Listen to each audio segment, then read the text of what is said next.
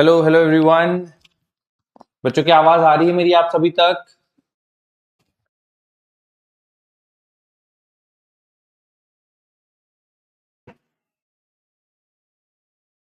बैठ जाइए फटाफट से। Good morning, sir. Good morning.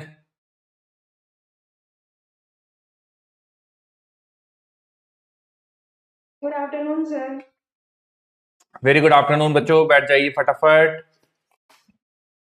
Very good afternoon बच्चों, कंफर्म कर लो सारे गुड आफ्टरनून बोल के अपने माइक टेस्टिंग करना चाहो कर लो। Good afternoon, sir. Very good afternoon. Sir. Good afternoon बच्चों। Very good afternoon. बढ़िया बढ़िया बढ़िया बढ़िया, जल्दी सेटल हो जाओ सब। बहुत दिन बाद मिले सर। बहुत दिनों बाद मिले बच्चों, बिल्कुल। Sir very good afternoon. हाँ, थोड़ा काम से गए थे बच्चे। Good afternoon. हाँ हाँ हाँ Sir. हाँ हाँ हाँ।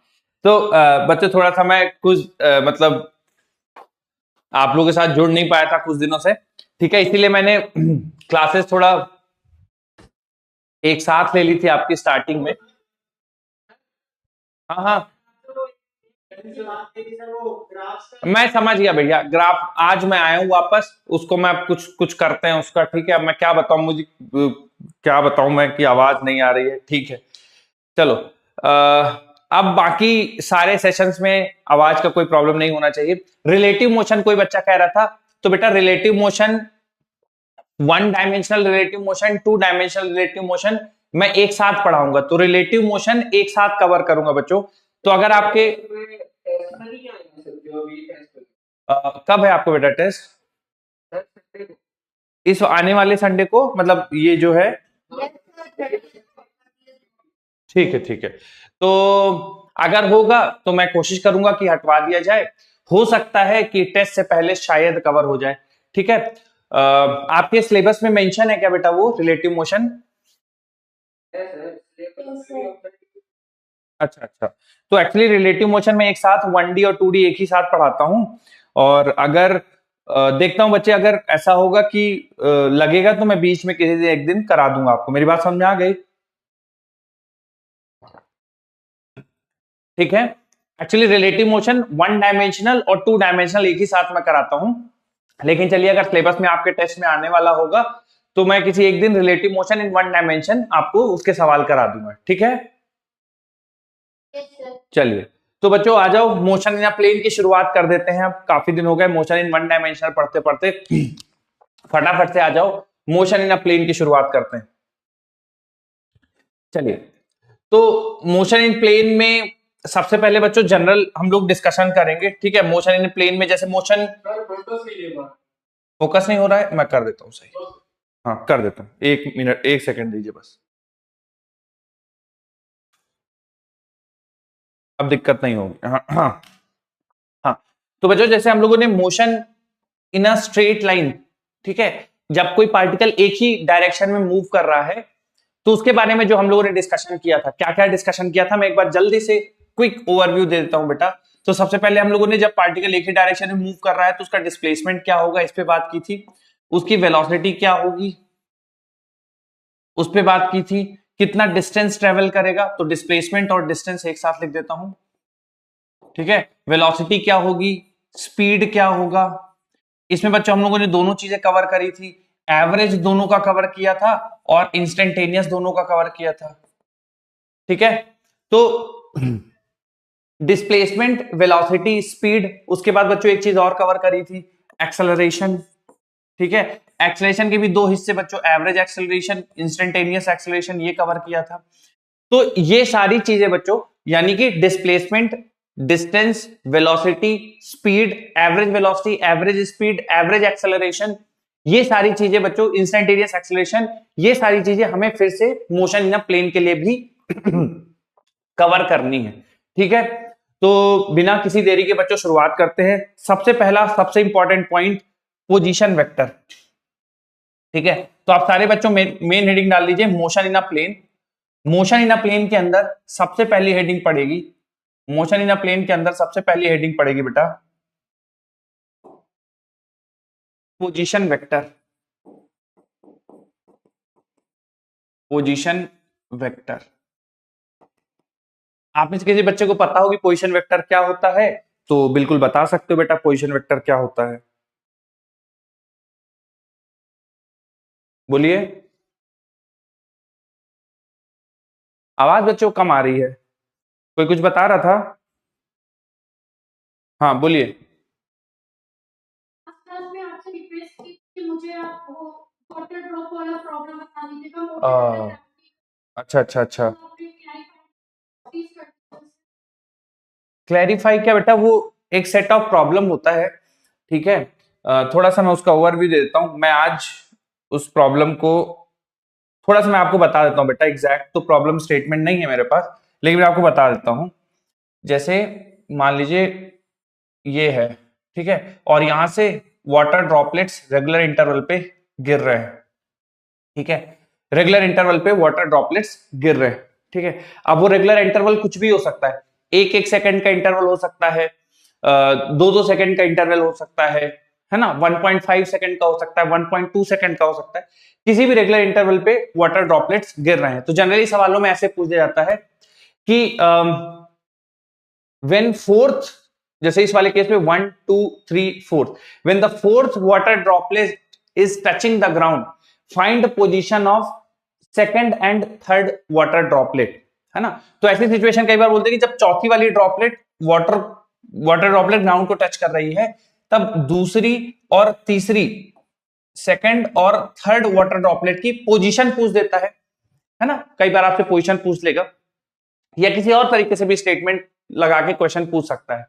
तो बेटा इसमें देखिए, क्योंकि वाटर ड्रॉपलेट गिरना शुरू हो रही है ना, ये जो आपका पाइप है या जो भी है आउटलेट है, वहां से ड्रॉपलेट गिरना शुरू हो रही है, तो देखिए यू तो 0 हो जाएगा, ठीक है।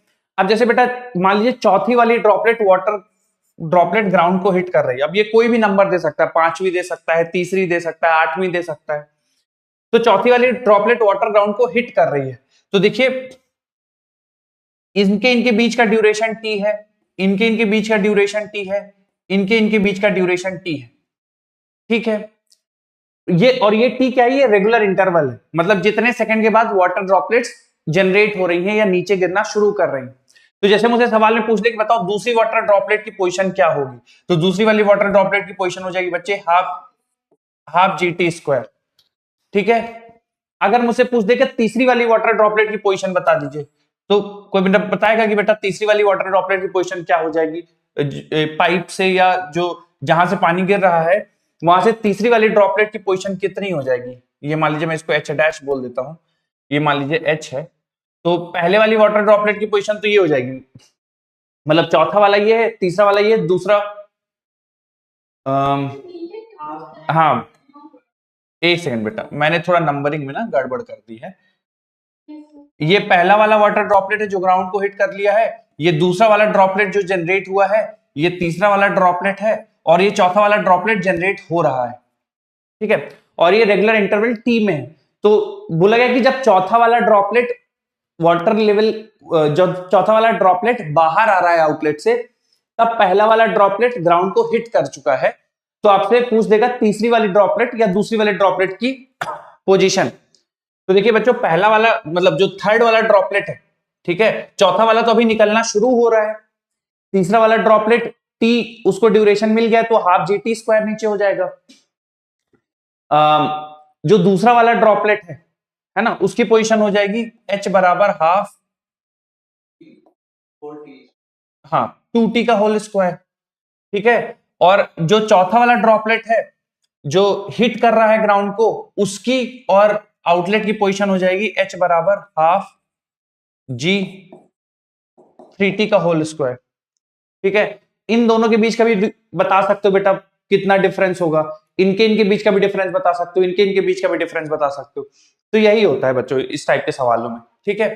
कोई नई चीज नहीं लगनी है बेटा, हर बार की तरह आपको H बराबर U0 रहेगा क्योंकि यहां से पानी गिरना शुरू हो रहा है, और फिर जो भी आपको पूछा गया है वो आप निकाल सकते हो, ठीक है। तो जो भी हम लोगों ने मोशन अंडर ग्रेविटी के लिए इक्वेशंस पढ़ी हैं वही बच्चे वैलिड है, कोई इसमें नई चीज नहीं है।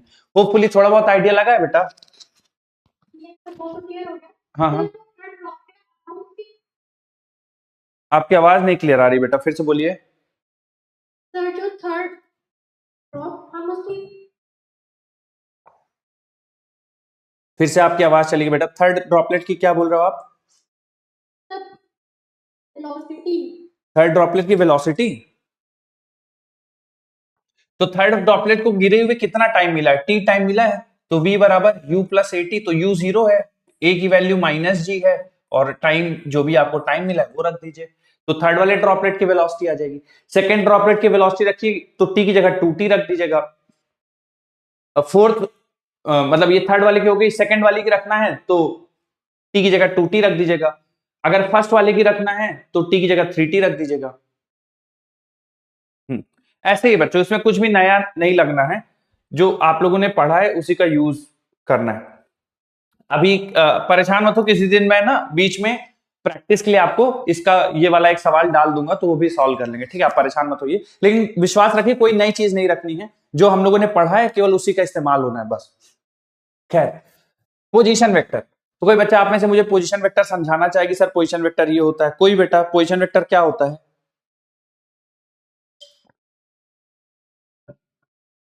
कोई बात नहीं, देखिए बच्चों, देखिए पहले मोशन इन अ प्लेन का मतलब समझिए। जैसे मान लीजिए वाई एक्सिस और ये एक्स एक्सिस है, जो डायरेक्शन बताता है, ठीक है।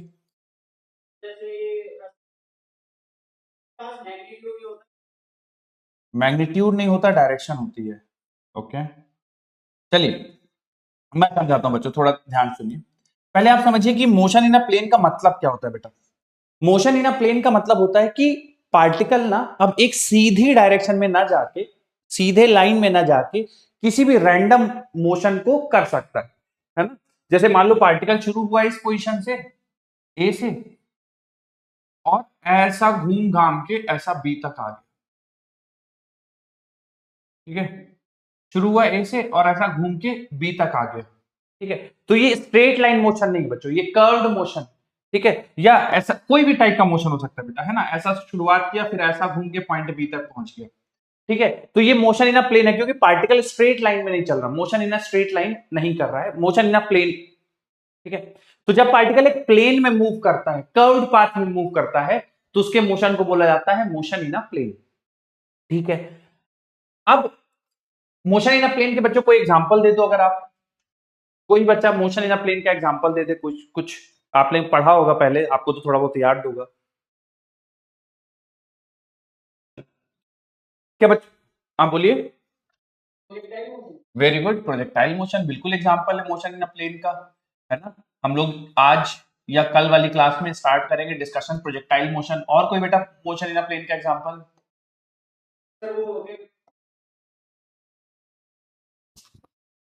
सर्कुलर मोशन, बेटा सर्कुलर मोशन भी बोल सकते हैं क्या मोशन इन अ प्लेन का एग्जांपल?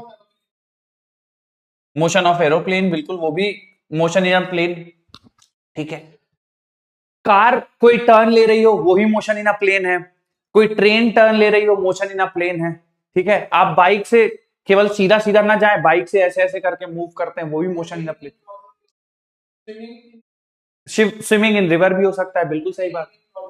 रेन मैन प्रॉब्लम भी हो सकता है, मोशन इन अ प्लेन है ये सारे, ठीक है। खैर, तो बच्चों ये मोशन इन अ प्लेन मतलब पार्टिकल स्ट्रेट लाइन में चल के कर्व्ड पाथ में चले। अच्छा, पोजीशन वेक्टर क्या होता है? बहुत बहुत आसान है बच्चों, नाम से ही समझ में आ रहा है। पोजीशन वेक्टर ऐसा वेक्टर जो पार्टिकल की पोजीशन बताता हो वो कहलाएगा पोजीशन वेक्टर। जैसे कि बच्चे मैं बोल दूं कि पार्टिकल ए इस पोजीशन पे था, है ना, कोई पार्टिकल है जो ए पोजीशन पे था, तो जो ओरिजिन के रेस्पेक्ट में उसको ज्वाइन करेगा ये हो जाएगा पोजीशन वेक्टर ऑफ ए, ठीक है। ओरिजिन से ये बच्चों पॉइंट बी है, ठीक है। तो ओरिजिन से जो पॉइंट बी की पोजीशन बताएगा वो position vector of point B हो जाएगा, ठीक है। बहुत सिंपल है। पोजीशन वेक्टर का मतलब क्या होगा? ऐसा वेक्टर जो पार्टिकल की पोजीशन बताए वो पोजीशन वेक्टर कहलाएगा, ठीक है। बच्चों क्लियर है क्या सबको? बताइए पोजीशन वेक्टर बोलिए।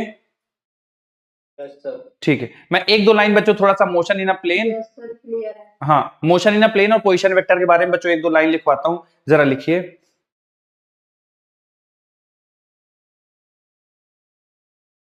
मोशन लिखिए बच्चों, मोशन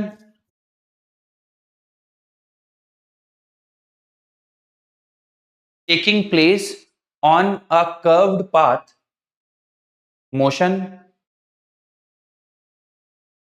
हाँ हाँ, motion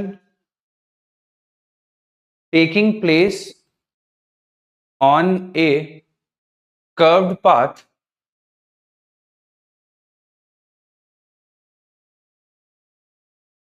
is called as motion in a plane.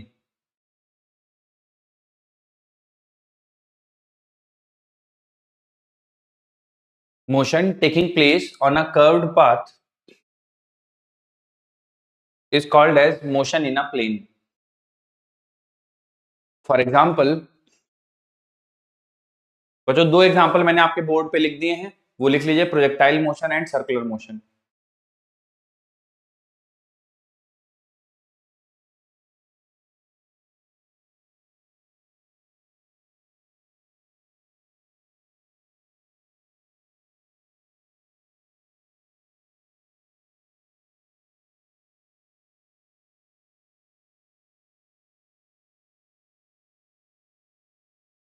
Projectile motion, circular motion.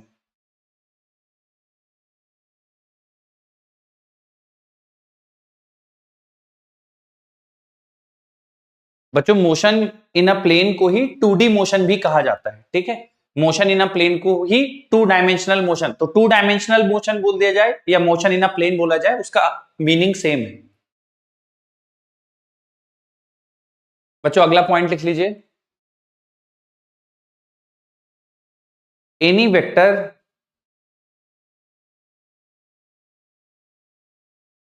Any vector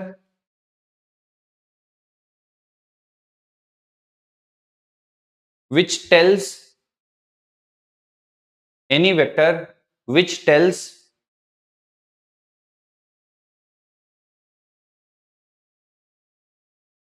any vector which tells position of a particle, any vector which tells position of a particle is called as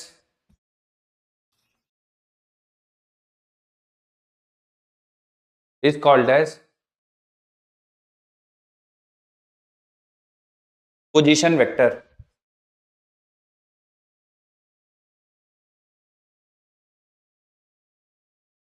Any vector which tells position of a particle is called as position vector. लिख लिया बेटा।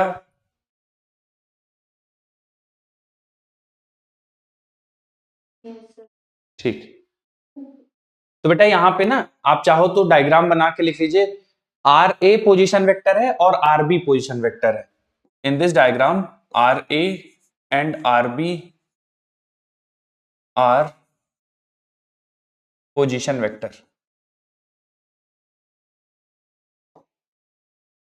Are A and R B are position vector.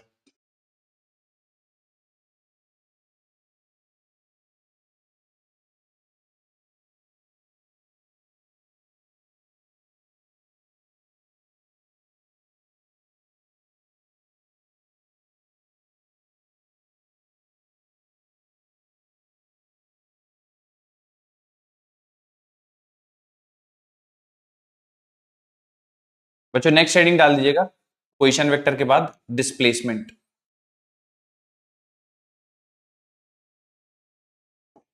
Position vector के बाद next heading बच्चों displacement.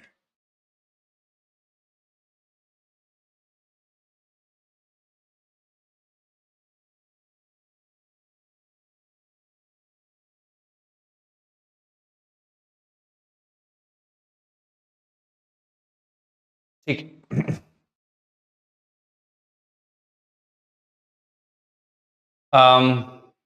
Displacement vector बच्चों देख लीजिए एक बार।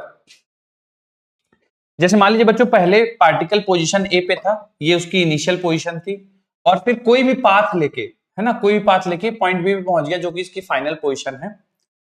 ठीक है, तो बच्चों अगर मैं आपसे पूछूं डिस्प्लेसमेंट वेक्टर क्या होगा, तो बच्चों डिस्प्लेसमेंट वेक्टर इस केस में कुछ ऐसा होगा, देखिए जरा। क्या बच्चों मैं बस बता रहे ना सही ड्रॉ कर रहा हूं या गलत ड्रॉ कर रहा हूं, तुमको पता है ऑलरेडी, हम लोग डिस्कशन कर चुके हैं। क्या बेटा ये डिस्प्लेसमेंट वेक्टर मैं सही ड्रॉ कर रहा हूं, इनिशियल और फाइनल? बोलिए बच्चों, सही है या गलत है? गलत सही क्या होगा बेटा फिर?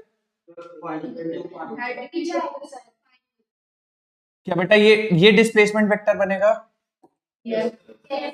अब सही है ना? तो बेटा डिस्प्लेसमेंट वेक्टर होता है, ध्यान रखिएगा हमेशा, final position vector minus initial position vector. ठीक है, तो अगर आपको फाइनल और इनिशियल पोजीशन वेक्टर पता है बेटा, तो डिस्प्लेसमेंट ये होगा, डिस्प्लेसमेंट वेक्टर बराबर final position vector minus initial position vector, ये डिस्प्लेसमेंट वेक्टर है। हेड हमेशा फाइनल की तरफ होगा बेटा, ध्यान रखिएगा। डिस्प्लेसमेंट वेक्टर बराबर final position vector minus initial position vector.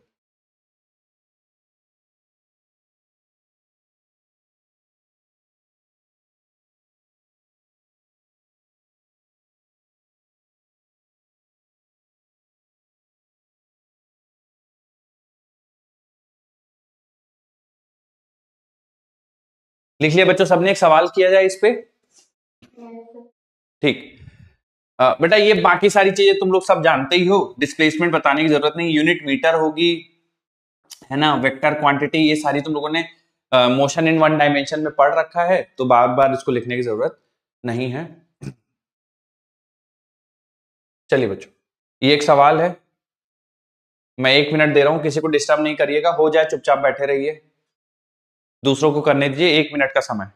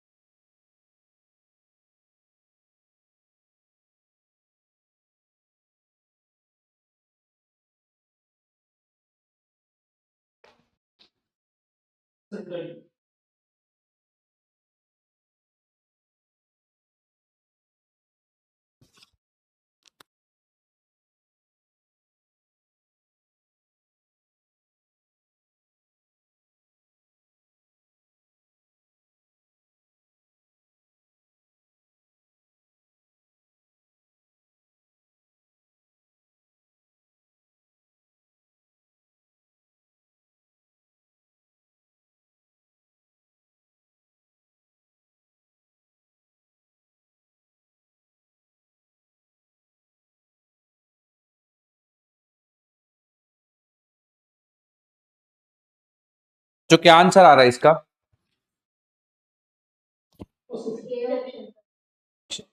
ठीक, मैं थोड़ा सा बच्चों बता देता हूं। Particle starts moving from point 2, 10, 1। बच्चों ये इनिशियल पोजीशन गिवन है या हमें फाइनल गिवन है, बताइए जरा।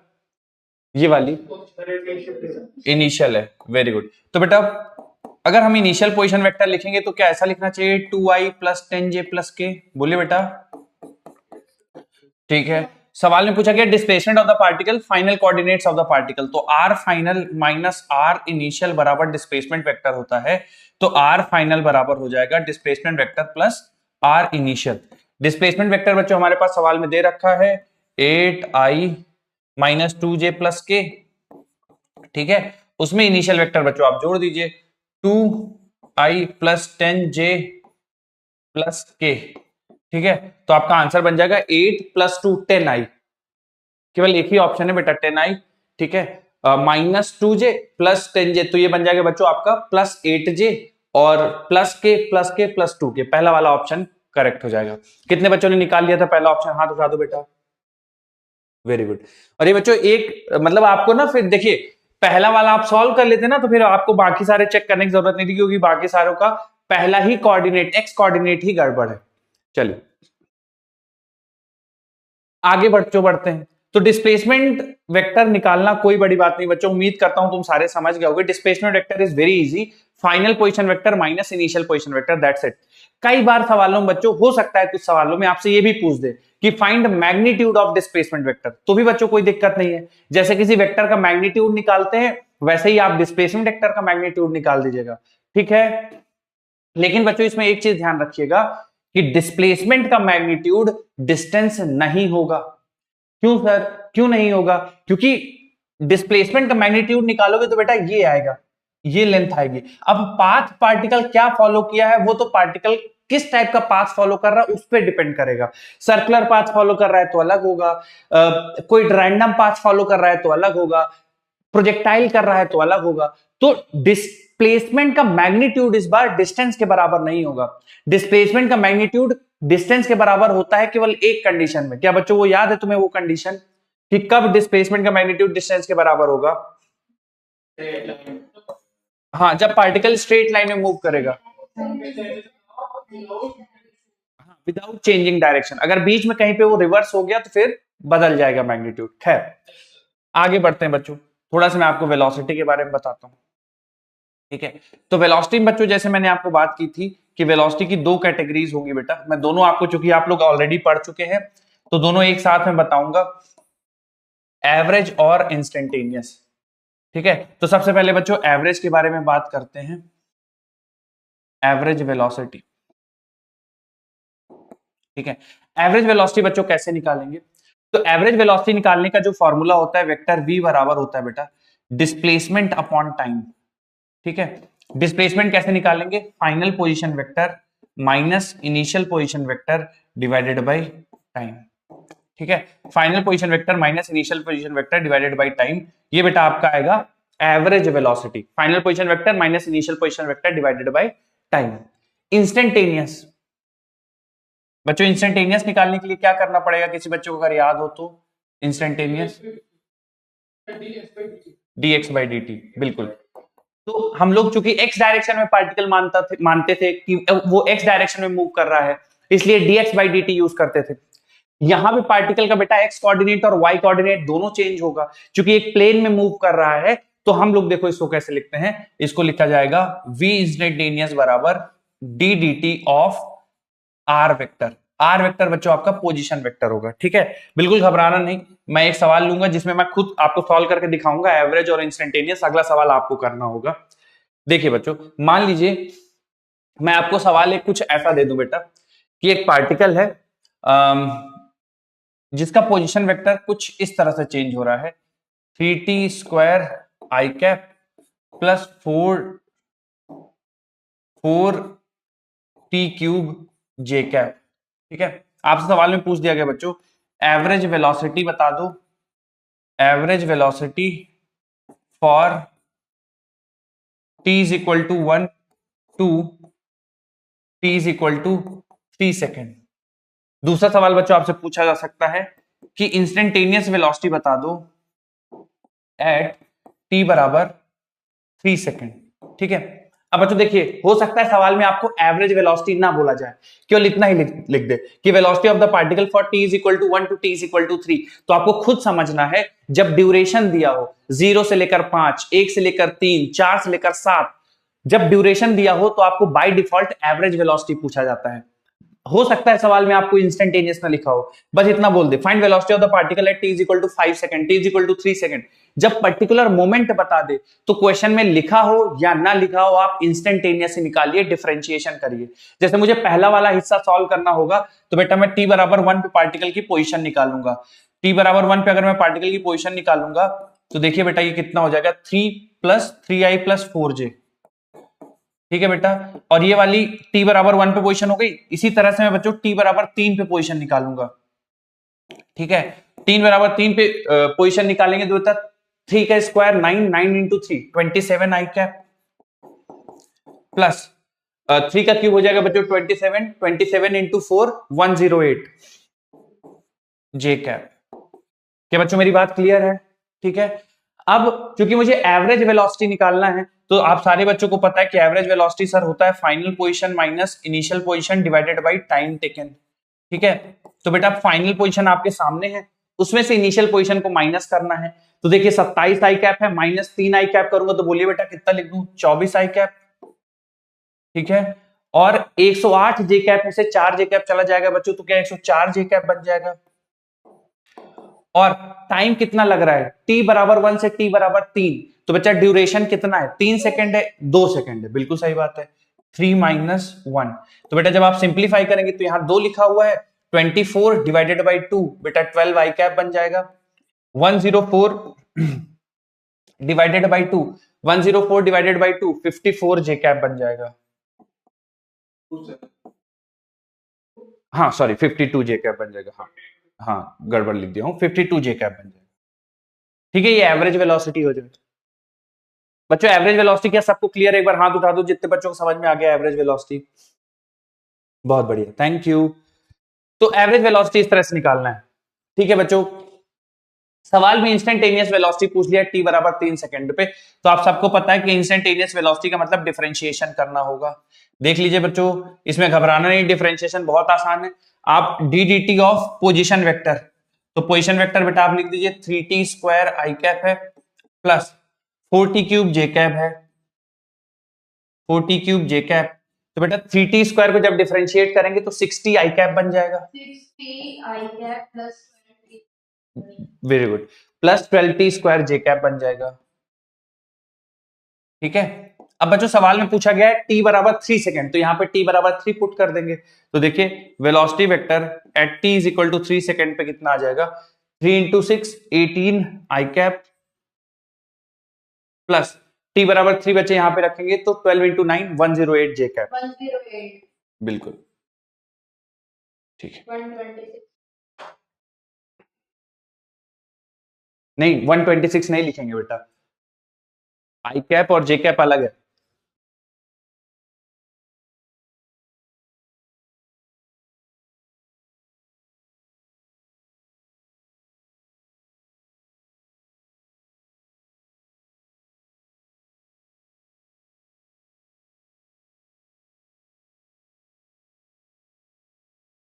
बच्चों लिख लीजिएगा, तो मुझे थोड़ा बता दीजिएगा, तो मैं इस पे बेस्ड एक सवाल ले लूंगा। एवरेज वेलोसिटी और इंस्टेंटेनियस वेलोसिटी कुछ इस तरह से निकाला जाएगा।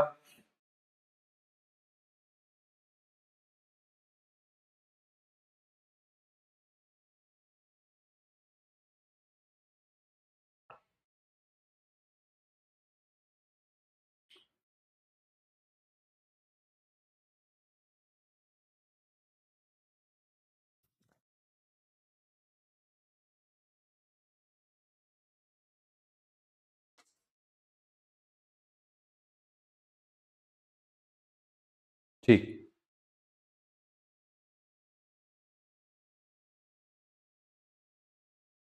कितने बच्चों ने लिख लिया बेटा, एक बार हाथ उठा दो। यस गुड, बाकी सारे बच्चे थोड़ा लिख लीजिए जल्दी, फिर सवाल करते हैं।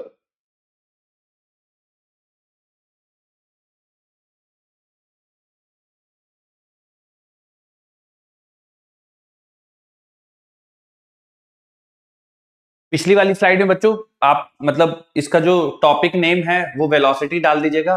जैसे मैंने 2 हिस्सों में डिवाइड किया है, एवरेज और इंस्टेंटेनियस, वैसे ही आप भी डिवाइड कर लीजिएगा। एवरेज वेलोसिटी के नीचे final position minus initial position divided by time, instantaneous velocity के नीचे dr/dt, बस इतना ही लिखना है। बाकी जनरल डिस्कशन आप सारे बच्चों को पता है कि वेलोसिटी वेक्टर क्वांटिटी है, यूनिट मीटर पर सेकंड होगी, डायमेंशन LT-1 होगा। चलिए इस पे एक सवाल कर लेते बच्चों, तो थोड़ा सा और आपको समझ में आएगा।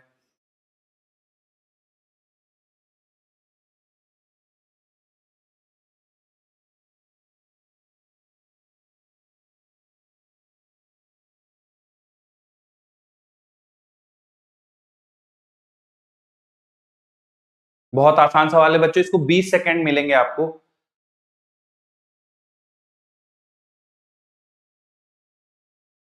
आखिरी 5 सेकंड।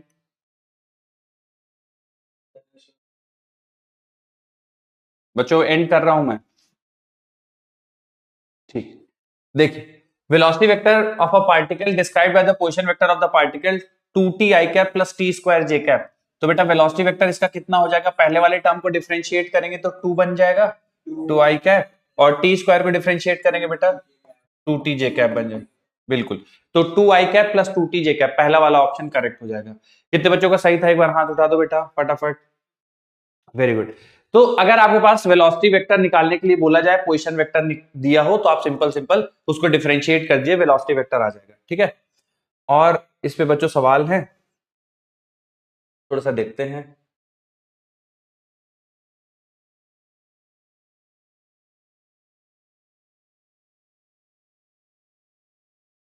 एक सेकंड में।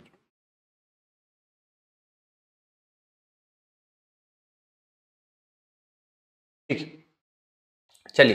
तो बच्चों इस पे वेलोसिटी के आई होप आप लोग सवाल कर लोगे। एक और मैं करा देता हूं, ठीक है, क्योंकि इंस्टेंटेनियस पूछा है, एवरेज की बात नहीं की गई है, तो मैं एक लिख रहा हूं और आप सारे बच्चों थोड़ा सा मुझे बता देना, इंस्टेंटेनियस और एवरेज दोनों।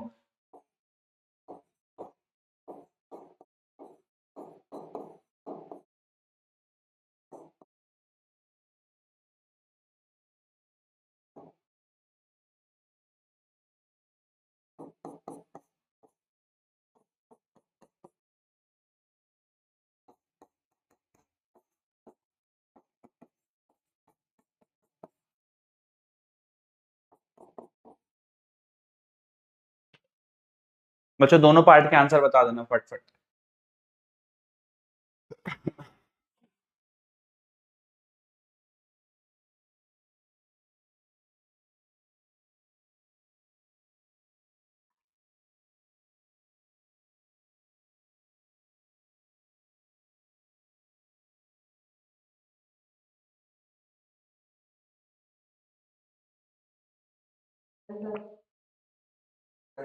Very good.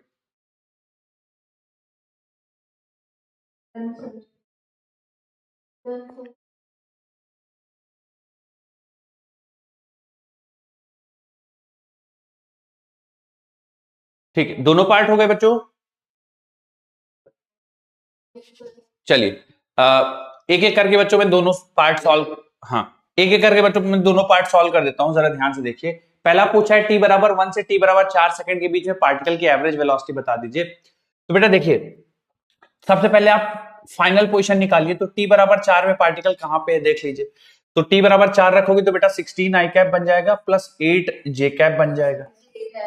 और फिर बेटा आप निकाल लीजिए टी बराबर 1 पे पार्टिकल कहां पे है, तो बराबर 1 रखेंगे तो आई प्लस 2 जे हो जाएगा।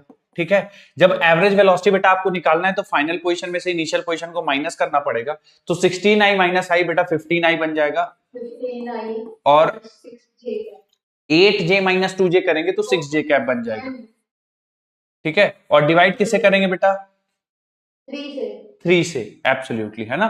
4 माइनस 1, ड्यूरेशन 3 है, तो बच्चों आप सिंप्लीफाई करेंगे तो 5 आई प्लस 2 जे बन जाएगा। ठीक है, कितने बच्चों को यही आया था, एक बार हाथ उठा दो बेटा। Yes sir. Very good.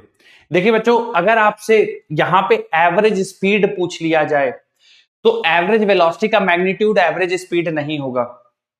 ठीक है, क्योंकि पार्टिकल का जो ट्रेवल करने का डायरेक्शन है वो स्ट्रेट लाइन नहीं है, तो एवरेज स्पीड और एवरेज वेलोसिटी के मैग्नीट्यूड यहां बराबर नहीं होंगे। तो एवरेज वेलोसिटी का मैग्नीट्यूड अलग होगा, एवरेज स्पीड अलग होगी।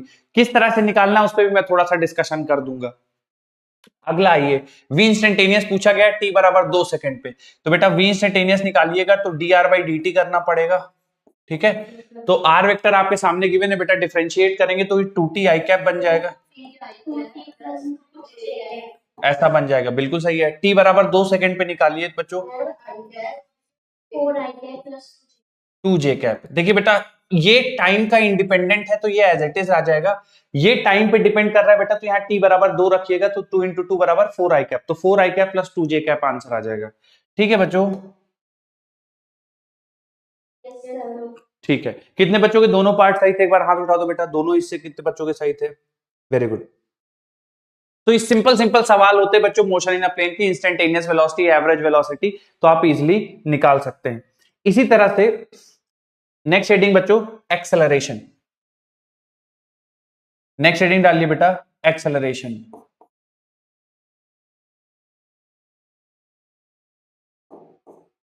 एक्सेलरेशन के भी बच्चों दो हिस्से है ना, एक इंस्टेंटेनियस एक्सेलरेशन, एक एवरेज एक्सेलरेशन। तो एवरेज एक्सेलरेशन बच्चों हम लोगों ने कैसे डिफाइन किया था? एवरेज एक्सेलरेशन, एवरेज एक्सेलरेशन हो जाएगा बच्चों final velocity minus initial velocity divided by time. ठीक है, ये एवरेज एक्सेलरेशन हो जाएगा, final velocity minus initial velocity divided by time. अगर इंस्टेंटेनियस एक्सेलरेशन की बात करी जाए, बिल्कुल dv बाई dt। तो इंस्टेंटेनियस एक्सेलरेशन बच्चों कुछ ऐसा हो जाएगा, वेक्टर a बराबर d dt of velocity vector. ठीक है। अब बच्चों बहुत आसान सा इसमें एक सवाल लेता हूं आपको, ठीक है। जो बच्चों को पहले से मतलब ये पूरा डिस्कशन क्लियर है, आप मेरी मदद नहीं लेना चाहते हो तो जो मैं सवाल लिख रहा हूं आप खुद से भी सॉल्व कर सकते हो। जिन बच्चों को समझना है थोड़ा सा कि कैसे सवाल बनते हैं क्या होगा, तो मैं एक एग्जांपल ले लेता हूं बच्चों, देख लीजिए। बाकी आप लिखते रहिए बच्चों मेरे साथ, है ना। इसमें कोई नई चीज नहीं है, कोई भी ऐसी चीज नहीं है जो आपको तकलीफ में डाल सकती।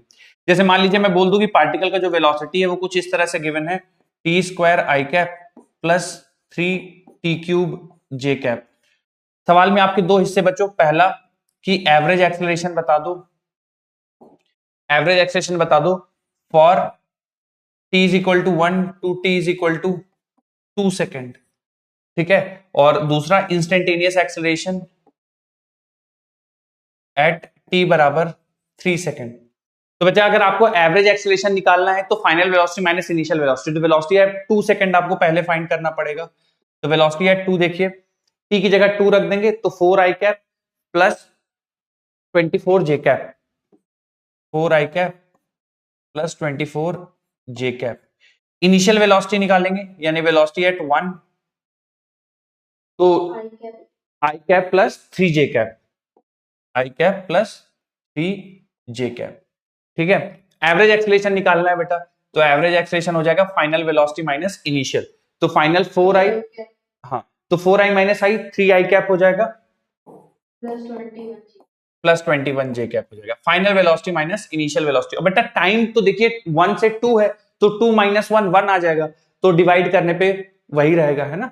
2 माइनस 1 ऐसा लिख दीजिए, तो एक्सेलरेशन सेम रहेगा 3 आई प्लस 21 जे। इंस्टेंटेनियस बच्चों निकालना है टी बराबर 3, डिफरेंशिएट कर दीजिए, है ना। तो ए बराबर आ जाएगा DV by D T.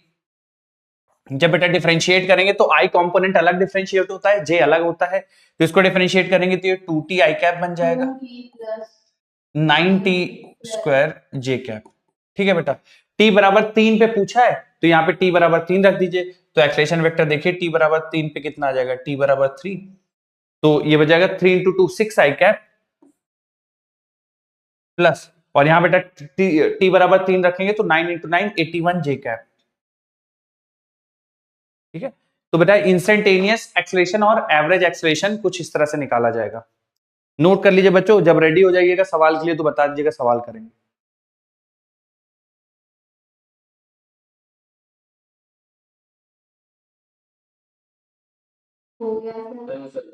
Very good,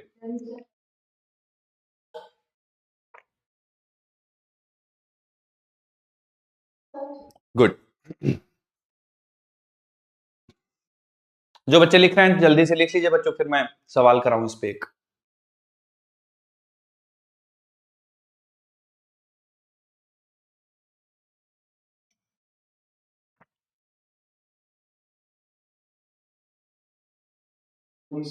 ठीक,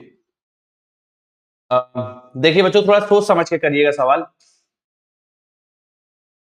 ठीक है।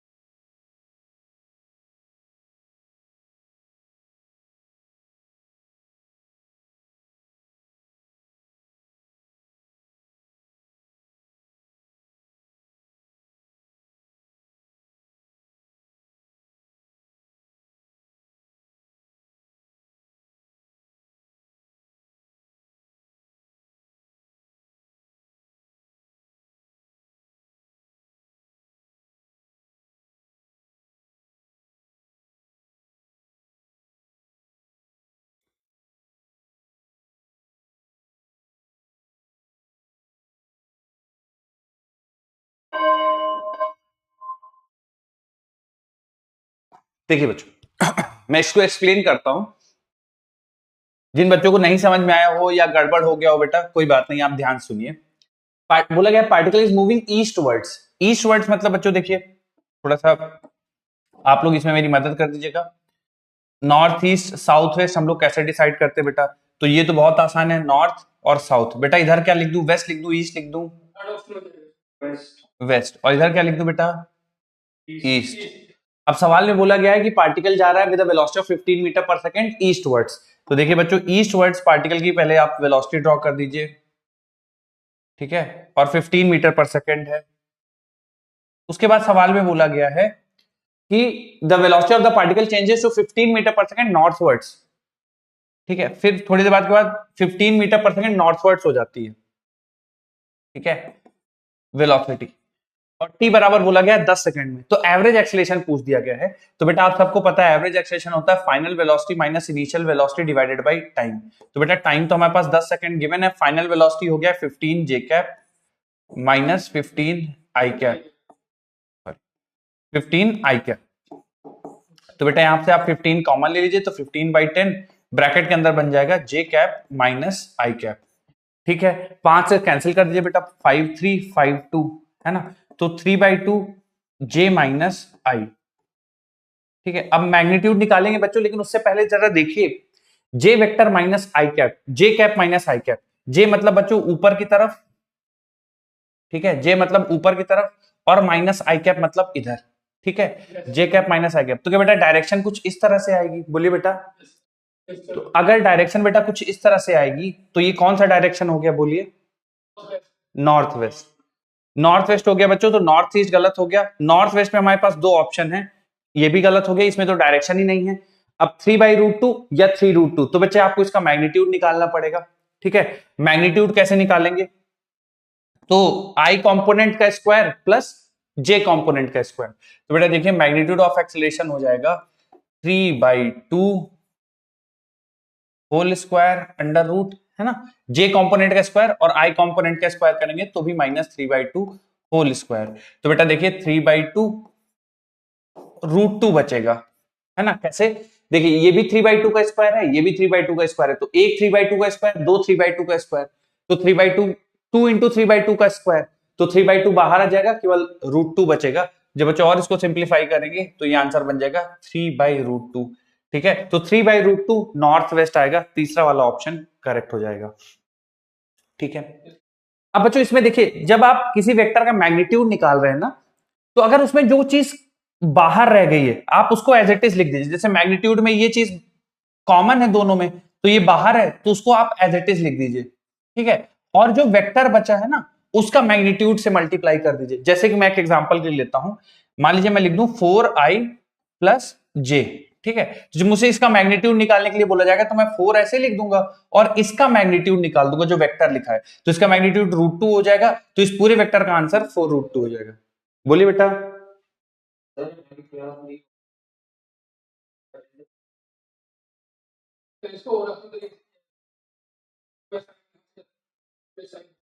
क्या बेटा? हाँ 2u sin थीटा, बिल्कुल ठीक है। बाकी बच्चों आप इस तरह से इसको सिंप्लीफाई कर सकते हैं। बोलो क्लियर है क्या बेटा सबको? हाँ हाँ बोलिए।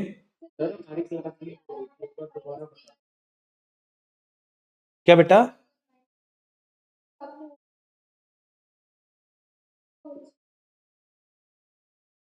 हाँ देखिए ये 3/2 जिनकी क्लास लीव हो गई बेटा मैं सुन लिया हूं, 3/2 का स्क्वायर, और ये भी तो 3/2 का स्क्वायर है ना, जब माइनस का स्क्वायर करोगे तो प्लस ही हो जाएगा। तो 3/2 का स्क्वायर प्लस 3/2 का स्क्वायर, तो बेटा ये कितना हो जाएगा? 2 टाइम्स 3/2 का स्क्वायर हो जाएगा ना। एक 3/2 का स्क्वायर प्लस एक 3/2 का स्क्वायर, 2/3/2 का स्क्वायर, और यहां से 3/2 बाहर ले जाओगे अंडर √2 बचेगा, तो 3/2 √2, तो √2 से √2 कैंसिल हो जाएगा।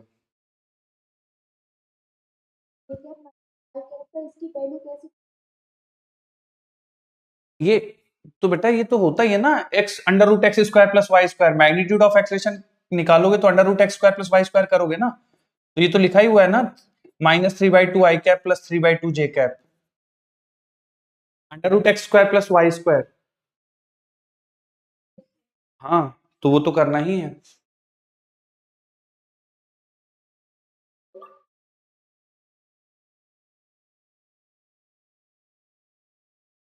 बोलो क्लियर है क्या बच्चों सबको? ठीक है बच्चों, इसमें देखो दो वेक्टर्स का, जैसे अब ये क्लिक होने की बात है कि क्लिक हो जाए, जैसे मैंने तुम लोगों को बताया था कि दो वेक्टर जिनके मैग्नीट्यूड सेम हो उनके डिफरेंस का फॉर्मूला मैंने आपको डायरेक्ट बताया था, याद है क्या बेटा आप सभी को? जैसे दो वेक्टर सेम हो तो उनके डिफरेंस का फॉर्मूला मैंने आपको एक बताया था, क्या बताया था बेटा? बोलिए बेटा। 2a साइन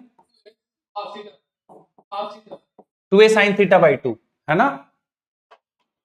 तो 2 × 15 और 2 × a × हाँ हाँ हाँ बिल्कुल।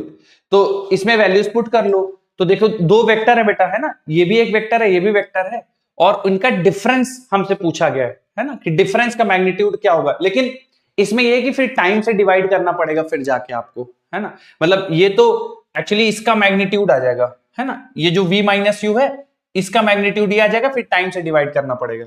अब ये उन बच्चों को क्लिक हो सकता है जैसे जिनको याद हो कि रिजल्ट दो वेक्टर जिनके मैग्नीट्यूड बराबर हो, तो इस तरह से भी सॉल्व कर सकते हो कि मैग्नीट्यूड ऑफ एक्सीलरेशन बराबर हो जाएगा मैग्नीट्यूड ऑफ v - u, जो कि 2a sin θ/2 होगा। तो 2 × a की वैल्यू हो गई 15, और sin 90/2 करोगे बेटा sin 45 हो जाएगा 1/√2, और टाइम से डिवाइड करेंगे, टाइम 10 सेकंड गिवन है, तो 2 5 5 3, तो 3/√2 डायरेक्ट आ जाएगा। ठीक है। हाँ, फिर डायरेक्शन के लिए बच्चे फिर आपको थोड़ा सा वापस से इसका सहारा लेना पड़ेगा, तो जैसा भी आपको सही लगे कर लो। ये वाला मेथड भी ओके है, इसमें आपको डायरेक्शन डायरेक्ट दिख जाएगी, इसमें बच्चों आपको डायरेक्शन के लिए फिर से सोचना पड़ेगा। ठीक है, vector triangle law of vector addition या parallelogram law of vector addition, तो जिस मेथड से भी आप कंफर्टेबल हो आप सॉल्व कर सकते हो। तीसरा वाला इसका ऑप्शन सही होगा। कितने बच्चों ने खुद से निकाल लिया था तीसरा ऑप्शन? हाथ उठाइए बेटा, कितने बच्चों ने खुद से कर लिया था सॉल्व? बहुत बढ़िया, वेरी गुड। अगला सवाल और देखिए बच्चों, मेक श्योर करिए सारे बच्चों का सही हो, जिनका हो जाए बच्चों प्लीज दूसरों का डिस्टर्ब ना करिए।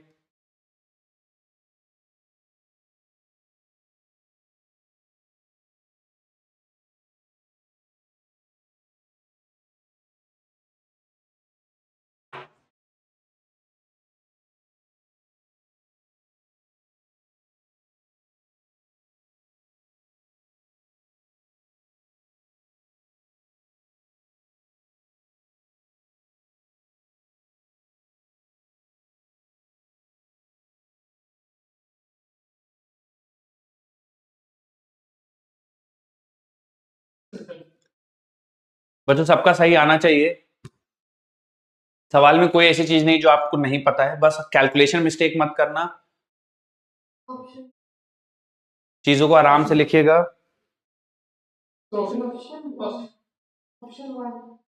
ठीक है,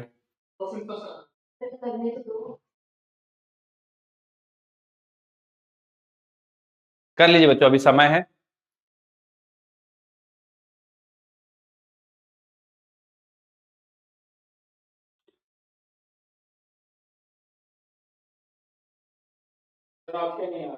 ठीक है बच्चों, जो लोग कर रहे हैं थोड़ा सा जल्दी कर लीजिए, आखिरी 30 सेकंड।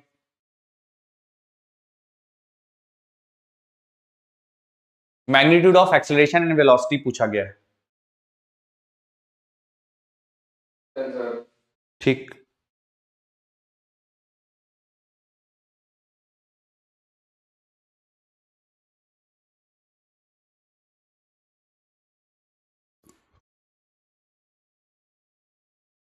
ठीक,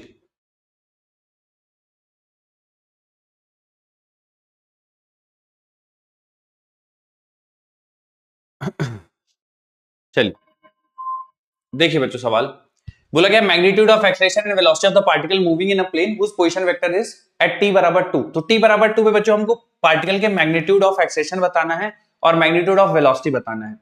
ठीक है, तो magnitude of acceleration and magnitude of velocity, तो बेटा इसको डिफरेंशिएट कर दीजिए, वेक्टर v बराबर हो जाएगा dr/dt। ठीक है, तो जब बेटा इसको पोजीशन के साथ डिफरेंशिएट कर देंगे तो ये बच्चा बन जाएगा 60 i कैप प्लस 2t को डिफरेंशिएट कर देंगे तो बेटा 2j कैप। ठीक है, और k का डिफरेंशिएशन हो जाएगा 0 क्योंकि कांस्टेंट है, और t बराबर 2 सेकंड पे पूछा गया बेटा, तो वेलोसिटी एट 2 सेकंड निकाल दीजिए, तो 12 i cap plus 2j cap बन जाएगा। तो बेटा जब मैग्नीट्यूड ऑफ वेलोसिटी निकालेंगे तो अंडर रूट ऑफ 12 का स्क्वायर हो जाएगा बेटा 144 और 2 का स्क्वायर हो जाएगा 4, आंसर आ जाएगा 148। तो magnitude of velocity at t बराबर 2 सेकंड पे अंडर रूट 148, पहला वाला ऑप्शन सही हो जाएगा। फिर एक्सेलरेशन निकालना है बेटा, तो वेलोसिटी को डिफरेंशिएट करेंगे, तो अगर वेलोसिटी को आप डिफरेंशिएट करेंगे dv/dt तो 6t का डिफरेंशिएशन हो जाएगा 6 i कैप बन जाएगा और 2j कैप का डिफरेंशिएशन 0, तो बेटा एक्सेलरेशन का मैग्नीट्यूड 6 हो जाएगा। तो अंडर रूट 148 और 6, दो आंसर, ये पहला वाला ऑप्शन करेक्ट हो जाएगा। कितने बच्चों को खुद से निकाल लिया था बेटा सही था, हाथ उठाओ। Very good. जिनका गड़बड़ था बच्चों, आई होप अब आप लोग को समझ में आ गई होंगी चीजें।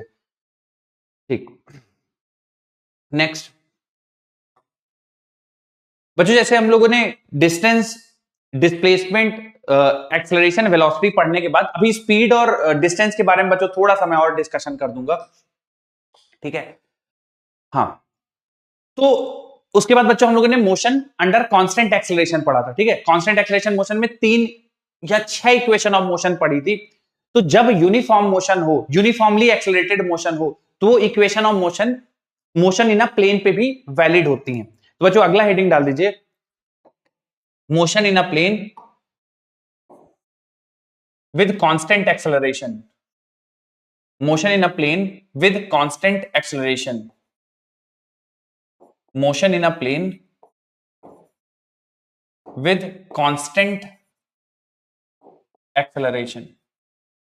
Motion in a plane with constant acceleration.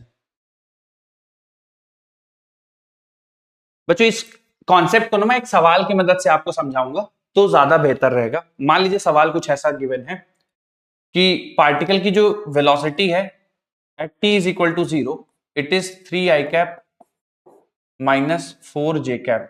ठीक है, ये इनिशियल वेलोसिटी है ना। फाइनल वेलोसिटी बच्चों पार्टिकल की पूछी गई है, यूनिफॉर्म एक्सेलरेशन पार्टिकल का गिवन है 3i प्लस 4j।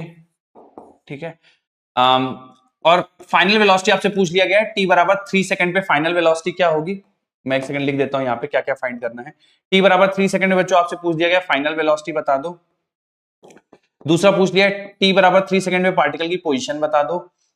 ठीक है, तो बच्चों कभी भी इस टाइप के सवाल आ जाएं जहां पे पार्टिकल का एक्सेलरेशन आपको कांस्टेंट दिख जाए, जैसे 3i plus 4j constant acceleration, तो इसमें आपको बच्चों बिल्कुल भी घबराना नहीं है, बहुत सिंपल होता है। इसमें करना क्या है बेटा कि आपको दो पार्ट में चीजों को डिवाइड कर देनी है। एक तरफ लिख देना है एक्स एक्सिस, एक तरफ लिख देना है वाई एक्सिस। मतलब जो चीजें एक्स एक्सिस के अलॉन्ग गिवन है और जो वाई एक्सिस के अलॉन्ग गिवन है वो एक एक करके लिख लेना है।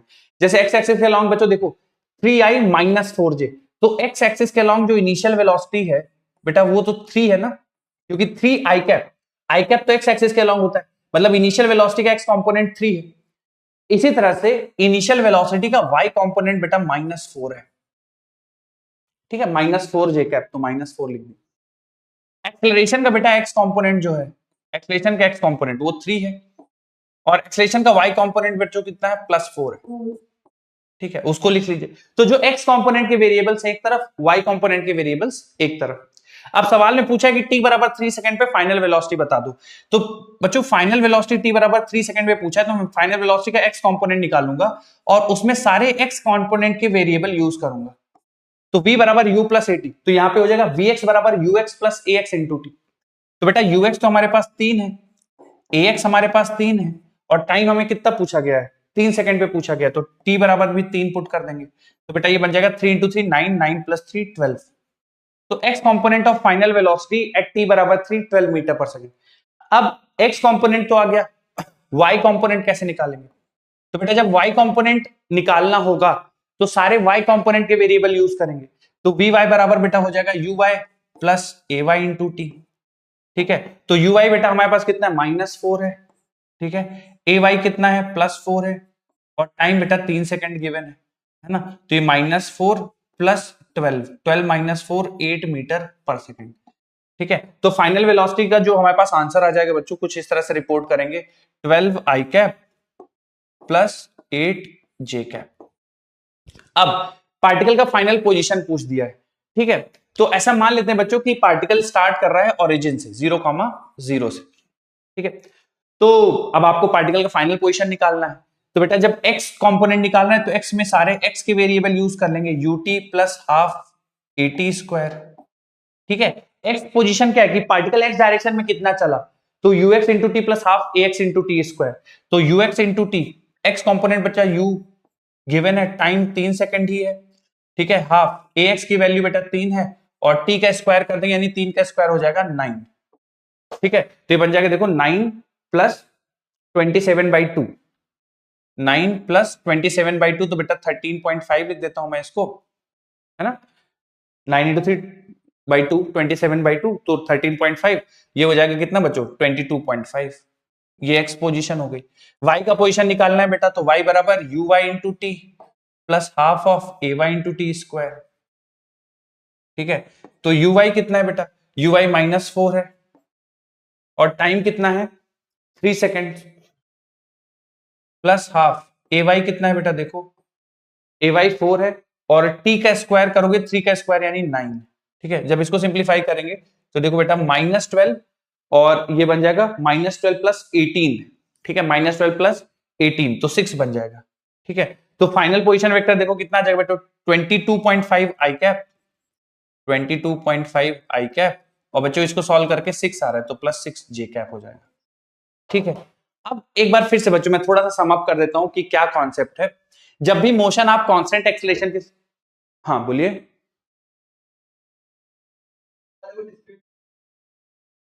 जी,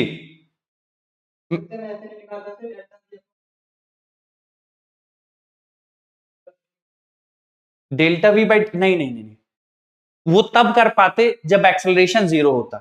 ठीक है, यहां पे एक्सेलरेशन है बेटा 0, नहीं कर पाएंगे उस तरीके से।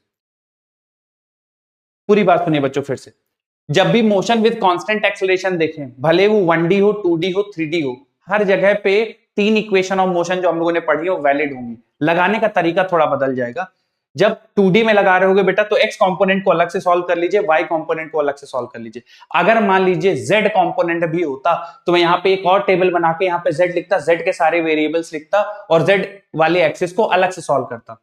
इनमें थोड़ा मेहनत ज्यादा होगी क्योंकि आपको equation of motion x axis के लिए अलग से लगानी पड़ेगी, वाई एक्सिस के लिए अलग से लगानी पड़ेगी।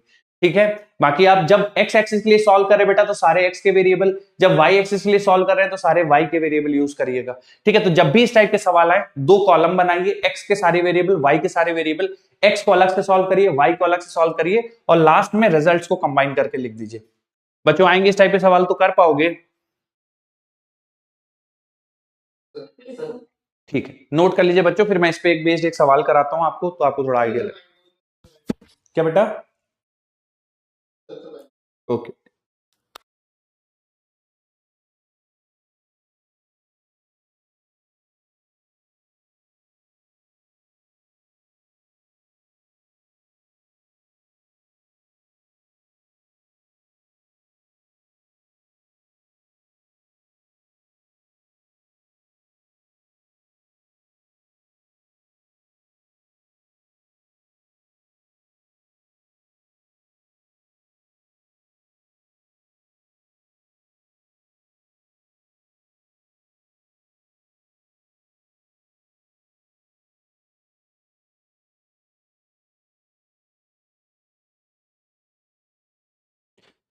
जिन बच्चों का हो गया बेटा, ठीक है, वेरी गुड। जो लोग, ठीक है, जो लोग कर रहे हैं बच्चों कर लीजिए और समझ के लिखिएगा बेटा। वेरी गुड बच्चों, समझ के लिखिएगा इन सारे सवालों को, प्लीज कॉपी मत करिएगा। आपका दिमाग भी साथ साथ चलना चाहिए क्योंकि ये सारे सवाल इसी टाइप के सवाल बनेंगे बच्चों, है ना, कोई नई चीज आपसे अलग से कोई नहीं पूछने वाला।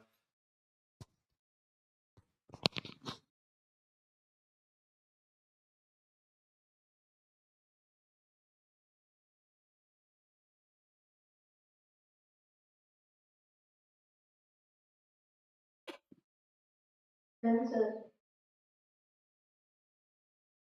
चलिए बच्चों, एक सवाल दे रहा हूं मैं आप सभी को, जो मैंने पढ़ाया उसी पे बेस्ड है। उम्मीद करता हूं आप सारे सॉल्व करिएगा अच्छे से। ये रहा।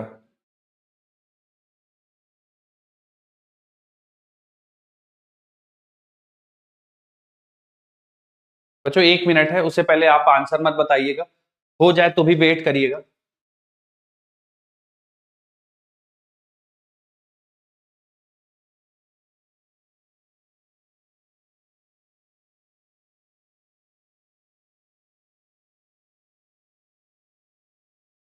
सबका सही आना चाहिए बच्चों, सवाल में कुछ भी मुश्किल नहीं है, ठीक है।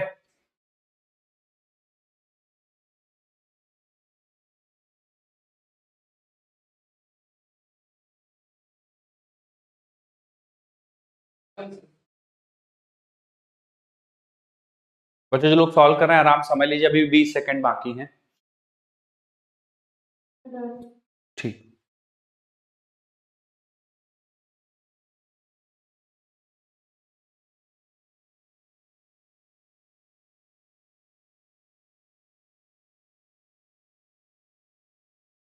Done sir. ठीक, चलिए बच्चों देखिए जरा ध्यान से।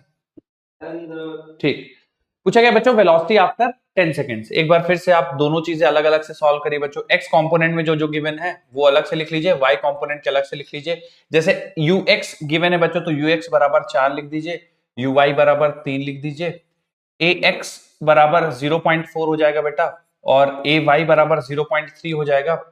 सवाल में दिया हुआ है कि 10 सेकंड के बाद वेलोसिटी बता दीजिए, तो वी एक्स बराबर you x plus A x into T, ठीक है। तो ये बच्चों देखिए 4 + 4 8 हो जाएगा। इस तरह से वी वाई निकालेंगे तो U Y plus A Y into T, तो बेटा ये देखिए 3 + 3 6 हो जाएगा, ठीक है। तो वी एक्स और वी वाई दोनों आ गए आपसे। चूंकि बच्चों ऑप्शन देख के मुझे समझ में आ रहा है कि हमसे मैग्नीट्यूड की बात की गई है, तो अगर आप वेलोसिटी वेक्टर लिखना चाहें तो वेलोसिटी वेक्टर आपके पास आ गया है बच्चों 4i + 3j कैप, और sorry 8i + 6j cap, I am so sorry, 8i + 6j cap. और बेटा जब आप इसका मैग्नीट्यूड निकालेंगे, मैग्नीट्यूड ऑफ वेलोसिटी, तो √8 का स्क्वायर प्लस 6 का स्क्वायर, तो बेटा ये 10 मीटर पर सेकंड आ जाएगा, यानी 10 यूनिट आ जाएगा। तो हमारे पास ऑप्शन फोर्थ सही हो जाएगा। कितने बच्चों का फोर्थ ऑप्शन आ गया था, हाथ उठा दो बेटा एक बार। ठीक है, अगर इसी सवाल में बच्चों मैं आपको थोड़ा सा चेंज कर दूं, मैं आपसे बोल दूं कि t बराबर 0 पे जो पार्टिकल की पोजीशन थी, ध्यान सुनिएगा बच्चों, t बराबर 0 पे पार्टिकल की पोजीशन -4,3 थी, ये बता दिया है आपको। -4,3 थी पार्टिकल की पोजीशन t बराबर 0 पे, तो t बराबर 10 सेकेंड पे पार्टिकल की पोजीशन बता दीजिए। सवाल है कि t बराबर 10 सेकेंड पे पार्टिकल की पोजीशन क्या होगी अगर t बराबर 0 पे पार्टिकल -4,3 पे है तो।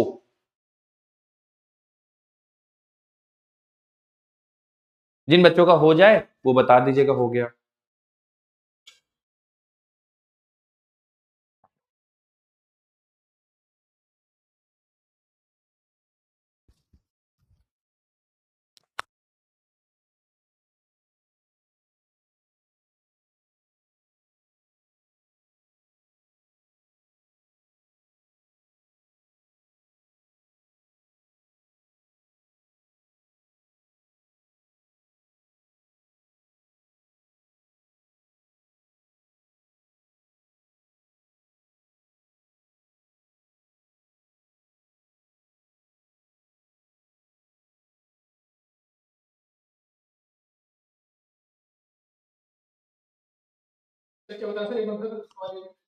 हाँ मैं बता, सवाल में ये है कि अगर t बराबर 0 पे पार्टिकल -4,3 पे है तो t बराबर 10 सेकेंड पे पार्टिकल की पोजीशन क्या होगी।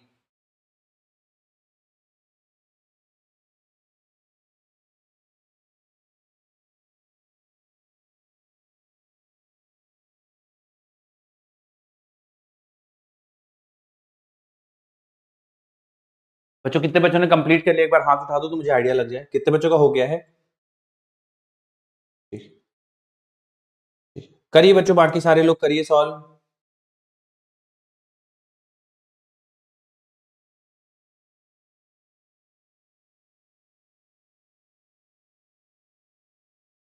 कोई एक पाठशाला था जो कह रहे थे बीच में डिस्कनेक्ट हो गए थे।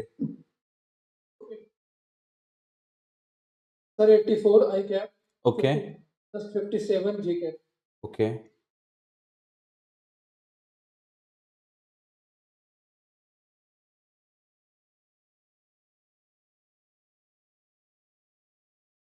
ठीक। चलिए बच्चों, मैं एक बार सॉल्व करता हूं, आप लोग मैच करिएगा, ठीक है। तो देखिए बच्चों, हमें यूएक्स पता है, वीएक्स पता है, और हमसे पूछा कि 10 सेकंड बाद बता दो पार्टिकल शुरू यहां से कर रहा है, -4,3 से शुरू कर रहा है, 10 सेकंड पे कहां पहुंच गया होगा, पोजीशन क्या होगी बताना है। तो बच्चों ये निकाल लेते हैं कि 10 सेकंड में पार्टिकल एक्स एक्सिस में चला कितना होगा। तो UX into T plus half of ax into T square. तो यूएक्स इंटू टू टी कितना है, यूएक्स 4 है, इंटू टी कितना है 10 सेकेंड है, प्लस हाफ एएक्स 0.4 है, ठीक है। और टी स्क्वायर बच्चों चूंकि 10 सेकंड में पूछा है तो इंटू 100 कर देंगे, इंटू 100 तो हो जाएगा 40 प्लस 100 इंटू 0.4, 40 डिवाइडेड बाई 20, तो बेटा ये 60 हो जाएगा, ठीक है। अब मेरी बात जरा ध्यान से सुनिएगा, ये एक्स एक्सिस में इतना चल गया +60, ठीक है, और शुरुआत किया था बच्चों -4 से, ठीक है। तो एक्स एक्सिस में चल गया 60, शुरुआत किया था -4 से। क्या बच्चों अब आप लोग गेस कर सकते हो कि इसका फाइनल एक्स कोऑर्डिनेट क्या होगा? ध्यान सुनिएगा, ये 0,0 है बच्चों, ध्यान से सुनिएगा। यहां से शुरुआत किया था -4 से, और बेटा +60 चल गया है, +60 चल गया, मतलब यहां से शुरुआत करके बेटा यहां तक चल गया +60। अब बता सकता है कोई बेटा कि इसका कोऑर्डिनेट कितना होगा फाइनल वाला? -4 से शुरुआत कर दिया था, 60 पहुंच गया, बोलिए बेटा,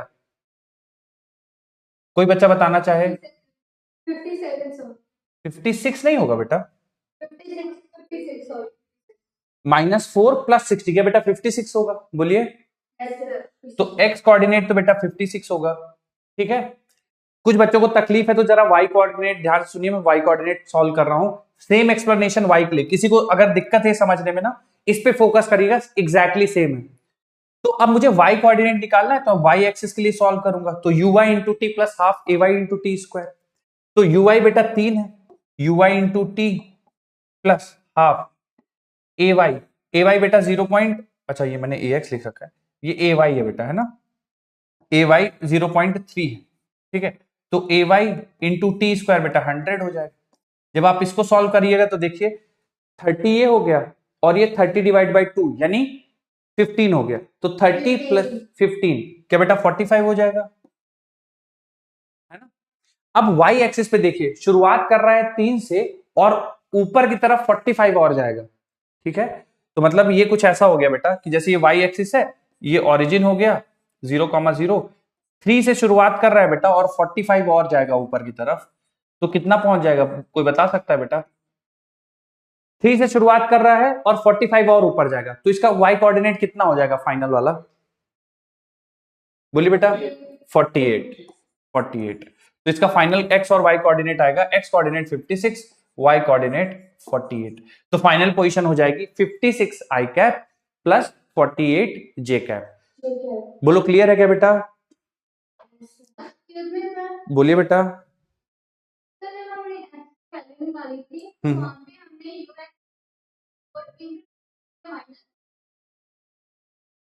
ux -4 का है बेटा, +4 है, -4 क्यों लेंगे?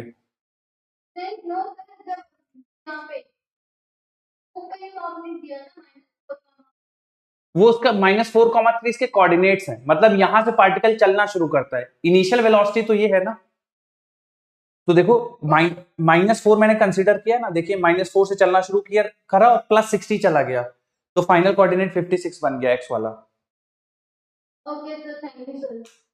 सर एक बात पूछनी थी। बोलिए। सर अभी हमने निकाला था ना वेलोसिटी, हम्म ये डायग्राम क्या, हम्म तो हम ऐसा नहीं कर सकते जनरेशन हाँ हाँ, और हम भी माइनस, मतलब final velocity minus initial velocity upon कर दे तो उससे तो बेटा क्या निकालोगे आप, v final minus v initial divide by 2 divide by time करेंगे तो उससे तो एक्सेलरेशन आएगा ना बेटा, वो तो ऑलरेडी गिवन है आपको, उससे क्या निकले?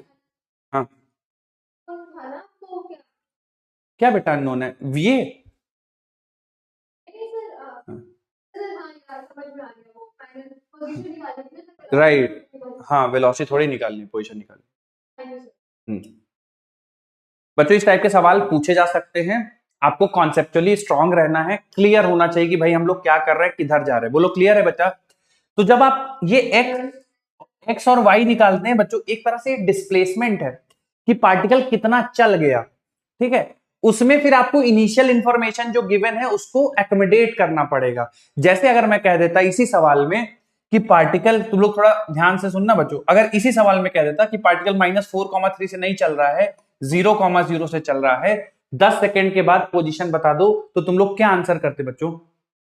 मैं बस इतना कह देता कि t बराबर 0 पे 0,0 से चल रहा है, तो फाइनल आंसर, फाइनल एक्स और वाई कोऑर्डिनेट क्या होते?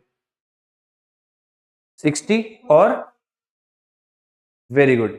अगर बच्चों 0,0 से चल रहा होता तो मान लीजिए पार्टिकल जैसे एक्स एक्सिस है, यहां से चल रहा है 0,0 से, ठीक है, और 60 चल गया ना, तो +60 चल गया, तो मतलब यहां पे पहुंच गया +60, ठीक है। 0,0 से वाई पे चल रहा है, 0,0 से वाई पे चल रहा है, और +56 चल गया, मतलब यहां पहुंच गया, ठीक है। तो फिर हमारा सिंपल सिंपल सा, सॉरी, वाई एक्सिस में कितना चल रहा है 45, 0 से चल के 45 ऊपर चला गया, तो फिर हमारा आंसर बन जाता 60,45। तो ये जो बच्चों आप ux plus half A T square और y बराबर ui प्लस हाफ ए वाई टी स्क्वायर करते हैं, वो डिस्प्लेसमेंट देता है। उसमें फिर आपको इनिशियल पोजीशन में सोच के फिर फाइनल आंसर रखना है, ठीक है।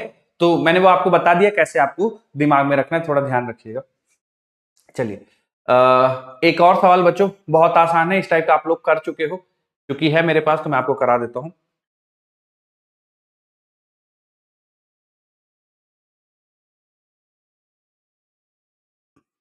समय है बच्चों, गड़बड़ नहीं करना, मैं चाहता हूं कि आप सारे समय लीजिए, बट सही करिएगा सवाल। एग्जैक्टली सेम ऐसा ही हम लोग कर चुके हैं।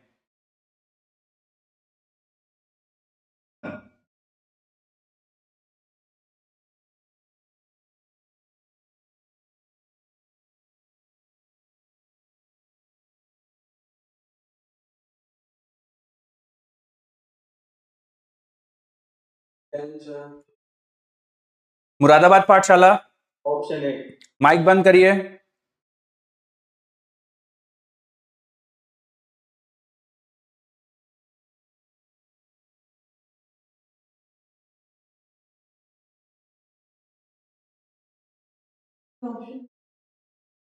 ठीक है,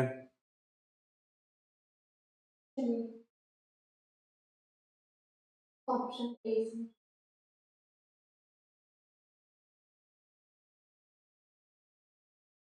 ऑप्शन ए ऑप्शन ए। ठीक। जो बच्चे कर रहे हैं थोड़ा जल्दी कर लीजिए, आखिरी कुछ सेकेंड्स। हम्म हम्म ठीक बच्चों, वेट करते हैं 30 सेकेंड्स और, सारे लोग कर लेते हैं, फिर उसके बाद डिस्कशन करें। ठीक,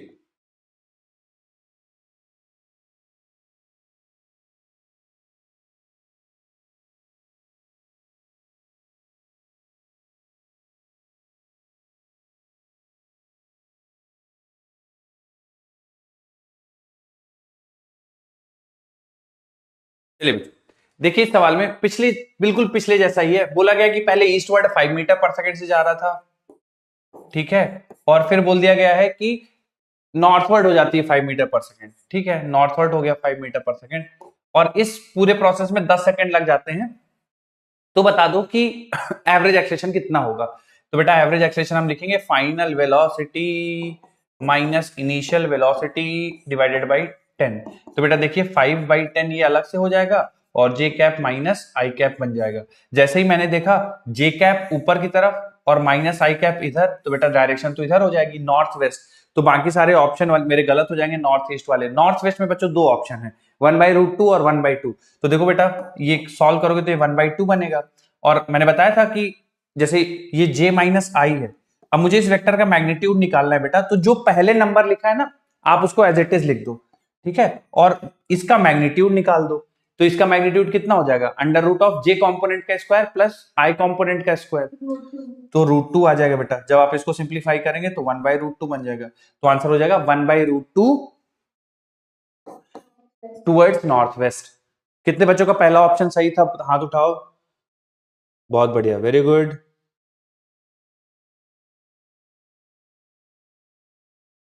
अगली हेडिंग डाल दीजिए बच्चों, इक्वेशन ऑफ ट्रेजेक्ट्री। अगली हेडिंग डाल दीजिए बेटा, इक्वेशन ऑफ ट्रेजेक्ट्री।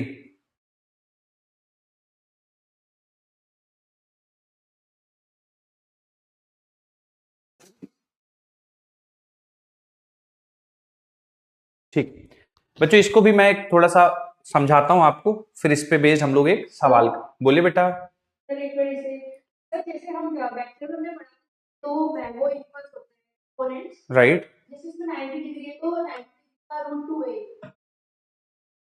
90 डिग्री है तो √2a, ठीक है, हाँ। सर इसमें 1/2 मतलब नहीं लगेगा क्या ना? देखिए कर सकते हैं आप बेटा, वैसे भी कर सकते हैं, √a² plus b² plus 2ab cos theta, लेकिन बस इसमें थोड़ा ध्यान रखिए डिफरेंस के लिए हम लोग, हालांकि इसमें फर्क नहीं पड़ेगा, बट डिफरेंस के लिए अगर आपको फॉर्मूला याद हो तो हम लोग करते थे √a² plus b² minus 2ab cos theta, ठीक है, तो वो आप लगा सकते हैं, आ जाएगा उससे भी, लेकिन उसमें ध्यान रखिएगा कि एक्सेलरेशन होता है v minus you divided by time, तो v माइनस यू तो आप ऐसे निकाल लेंगे जो आप फॉर्मूला बता रहे हैं ना, √a² plus b² minus 2ab cos theta, तो ये चीज तो आ जाएगा, तो उसको ध्यान रखिएगा कि समय से डिवाइड करना पड़ेगा, ठीक है, लेकिन उसमें एक ड्रॉबैक है बेटा, मैग्नीट्यूड तो आ जाएगा, लेकिन इस सवाल में उन्होंने चालाकी क्या करी है, मैग्नीट्यूड सेम के दो ऑप्शन दिए हैं, 1/√2 1/√2, और डायरेक्शन में फिर आपको फिर से परेशान करने की कोशिश करेगा, क्योंकि देखो 1/√2 दो ऑप्शन है, नॉर्थ वेस्ट और नॉर्थ ईस्ट, ठीक है, तो फिर वहां आपको सोचना पड़ेगा कि डायरेक्शन क्या होगा, तो फिर आपको यही मेथड फिर से वापस से लगाना पड़ जाएगा, तो बेहतर यही है कि आप इससे सोच लीजिए, क्योंकि इसमें डायरेक्शन भी आ जाता है और अगली लाइन में मैग्नीट्यूड आ जाता है, ठीक है। Okay sir. चलिए हेडिंग डाल दीजिए बच्चों, इक्वेशन ऑफ ट्रेजेक्ट्री, और जो बच्चे सवाल नहीं पूछना चाहते हैं प्लीज माइक बंद रखिए क्योंकि फिर डिस्टर्ब होता है। इक्वेशन ऑफ ट्रेजेक्ट्री होता क्या है, इक्वेशन ऑफ ट्रेजेक्ट्री किसी बच्चे को पता हो, कुछ बताना चाहे कि सर इक्वेशन ऑफ ट्रेजेक्ट्री का मतलब ये होता है, कोई भी आप में से बेटा। इक्वेशन ऑफ ट्रेजेक्ट्री सही गलत का परेशान मत हो, जो भी आपके दिमाग में। सर कोई भी ऐसी कोई जो पार्टिकल का पाथ, क्या बात, वेरी गुड, एब्सोल्युटली, ऐसी कोई इक्वेशन बच्चों जो पार्टिकल का पाथ बताए वो इक्वेशन ऑफ ट्रेजेक्ट्री कहलाती है। देखिए इक्वेशन का तो आप सबको मीनिंग पता है कि इक्वेशन का मतलब क्या होता है, ट्रेजेक्ट्री, ट्रेजेक्ट्री सिंपल शब्दों में पार्टिकल किस तरह का पाथ फॉलो कर रहा है, जैसे कि मैं आपको 2-3 एग्जांपल से समझाऊं तो,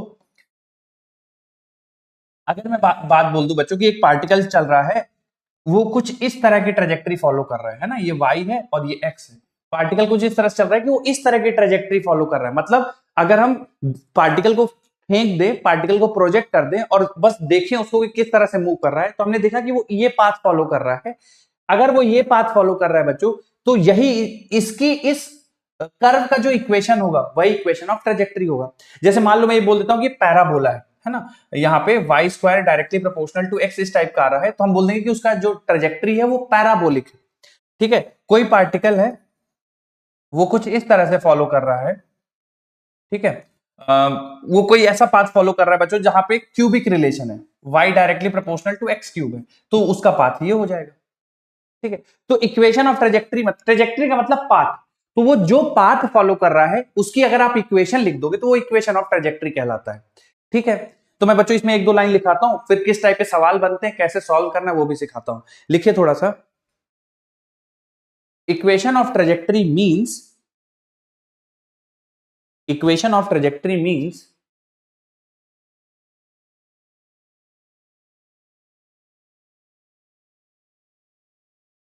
equation of trajectory means equation of path equation of path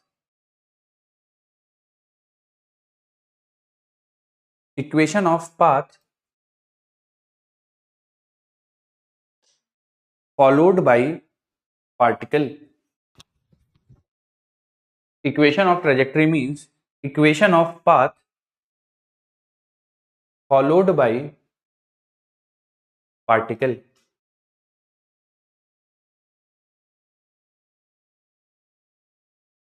लिख लिया बच्चों सबने?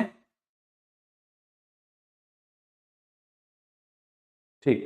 अब बच्चों मैं थोड़ा सा एक आध सवाल का एग्जांपल लेता हूं तो आपको क्लियर हो जाएगा कि सवाल किस टाइप के बनते हैं और आपको अटेम्प्ट कैसे करना है। मान लीजिए बच्चों मैं आपके सामने ऐसे सवाल लिख दूं कि x बराबर 3t और y लिख दूं बेटा y बराबर 2t स्क्वायर माइनस 4t। और मैं बताऊं कि एक पार्टिकल को जिस तरह से मूव कर रहा है कि उसका x कोऑर्डिनेट समय पे इस तरह से डिपेंड कर रहा है और y कोऑर्डिनेट समय पे इस तरह से डिपेंड कर रहा है। Find equation of trajectory. तो देखिए बच्चों आप एक चीज ध्यान रखिएगा, इक्वेशन में दो चीजें होंगी आपको, है ना? कौन कौन सी? x और y, केवल दो चीजों में रिलेशन होगा, इक्वेशन होगा। कैसे सर? देखिए बेटा जब आप पार्टिकल की ट्रेजेक्टरी की बात करते हो ना कि कौन सा पाथ फॉलो कर रहा है, तो पाथ तो बेटा एक्स और वाई एक्सिस पे ही चल रहा होगा ना, तो जो उसकी इक्वेशन ऑफ ट्रेजेक्टरी आएगी वो एक्स और वाई में रिलेशन होगा। ठीक है, तो इक्वेशन ऑफ ट्रेजेक्टरी जब भी आप लिखोगे तो वो एक्स और वाई में रिलेशन होगा। ठीक है, अगर एक्स और वाई में रिलेशन है बच्चों, इसका मतलब समय का कोई यूज नहीं है, टी का कोई रोल नहीं है। तो आपको इन दोनों इक्वेशन की मदद से टी को एलिमिनेट करना होगा ताकि एक्स और वाई में रिलेशन आए। जैसे कि मुझे एक्स और वाई में रिलेशन चाहिए, मुझे टाइम नहीं चाहिए, तो मैं ये देख पा रहा हूं इन दोनों इक्वेशन में से पहली वाली इक्वेशन में टाइम मैं इजिली निकाल पाऊंगा। जैसे यहां पे बच्चों मैं लिख दूंगा t बराबर x/3 और ये t की वैल्यू मैं यहां सब्स्टिट्यूट कर दूंगा तो देखिए y बराबर क्या बन जाएगा 2t स्क्वायर यानी x/3 का होल स्क्वायर माइनस 4t कितना हो जाएगा x/3, तो ये कितना हो जाएगा 2 टाइम्स x²/9 माइनस 4x/3। ये बच्चों y की वैल्यू हो जाएगी, है ना? तो देखिए y और x में रिलेशन आ गया। अब आप बच्चों ये बोल सकते हो कि देखो ये जो इक्वेशन है वो y में 1 है और x के पावर 2 है ना? x के पावर 2 और y के पावर 1। तो बच्चों ऐसी इक्वेशन जिसमें x पावर 2 हो y के पावर 1 हो, वो इक्वेशन किसकी होती है बेटा? किसी बच्चे को पता हो? जहां पे y के पावर 1 हो और x के पावर 2 हो, ऐसी इक्वेशन को क्या नाम दिया जाता है बच्चों? पैराबोलिक। हाँ, तो इसका जो पाथ होगा बेटा वो कैसा होगा? पैराबोलिक। पैराबोला की इक्वेशन बच्चों हमेशा ध्यान रखिए, या तो x के पावर 2 होगा y के पावर 1, या इसका उल्टा y के पावर 2 होगा x का पावर 1 होगा। ये दोनों ही पैराबोलिक इक्वेशन होंगी, तो ये पैराबोलिक होगा। क्या सीखना है बच्चों? दो इक्वेशन जो आपको x और y गिवन है, उन दोनों इक्वेशन में से एक का इस्तेमाल करके आप टाइम की वैल्यू निकालो और दूसरे में पुट कर दो। जो आपका रिलेशन आना चाहिए वो x और y में होना चाहिए, टाइम का उसमें कोई रोल नहीं होना चाहिए।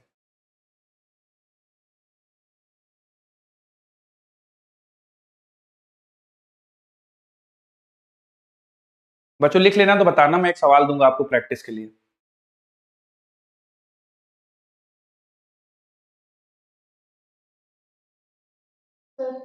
ठीक,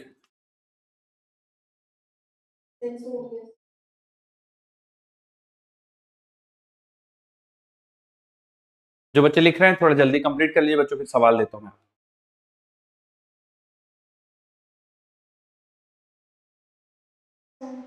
ठीक,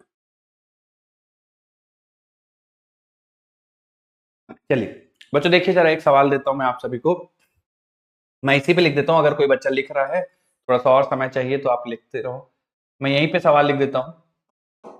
सवाल ये है, पार्टिकल कुछ इस तरह से मूव कर रहा है कि उसका एक्स कोऑर्डिनेट चेंज हो रहा है 90 से और वाई कोऑर्डिनेट चेंज हो रहा है 2t से। तो आप बता दो पार्टिकल का पाथ कैसा होगा? पाथ ऑफ द पार्टिकल क्या होगा? ऑप्शन है आपके पास parabola, hyperbola, straight line, circle.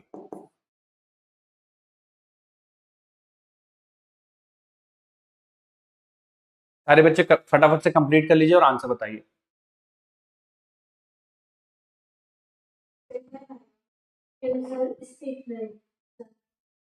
निकाल लिया बच्चों सबने? ठीक, स्ट्रेट लाइन इसका बच्चों सही जवाब होगा, स्ट्रेट लाइन ही होगा इसका आंसर। कैसे स्ट्रेट लाइन होगा? देखिए बेटा, पहले वाले से आप टाइम की वैल्यू निकाल लीजिए, है ना। तो टाइम की वैल्यू आ जाएगी x/9। टाइम की बच्चों वैल्यू निकालेंगे आप यहां से, तो टाइम बराबर आ जाएगा x/9, और x/9 बेटा आप इसमें सब्स्टिट्यूट कर देंगे तो y बराबर आ जाएगा 2, और टाइम की जगह x/9। तो बेटा ये जो इक्वेशन बन जाएगी y बराबर 2x/9 बन जाएगा, है ना, 2/9x। तो आप यहां से देख रहे हो बेटा y directly proportional to x है, तो ये इक्वेशन किसकी होती है बच्चों? स्ट्रेट लाइन, है ना। तो आपका आंसर ये हो जाएगा। कितने बच्चों को समझ में आ गया? एक बार हाथ उठा दीजिए तो। Very good. एक और सवाल बच्चों इस पे करते हैं, फिर डन।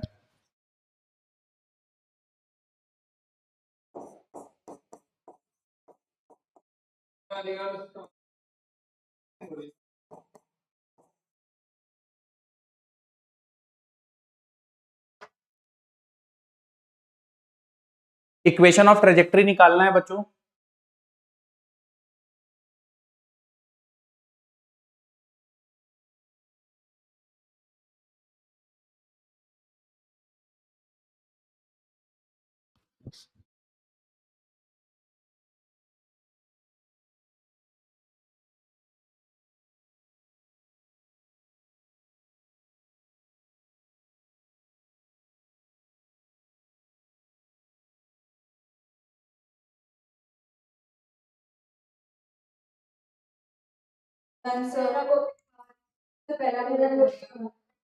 ठीक है,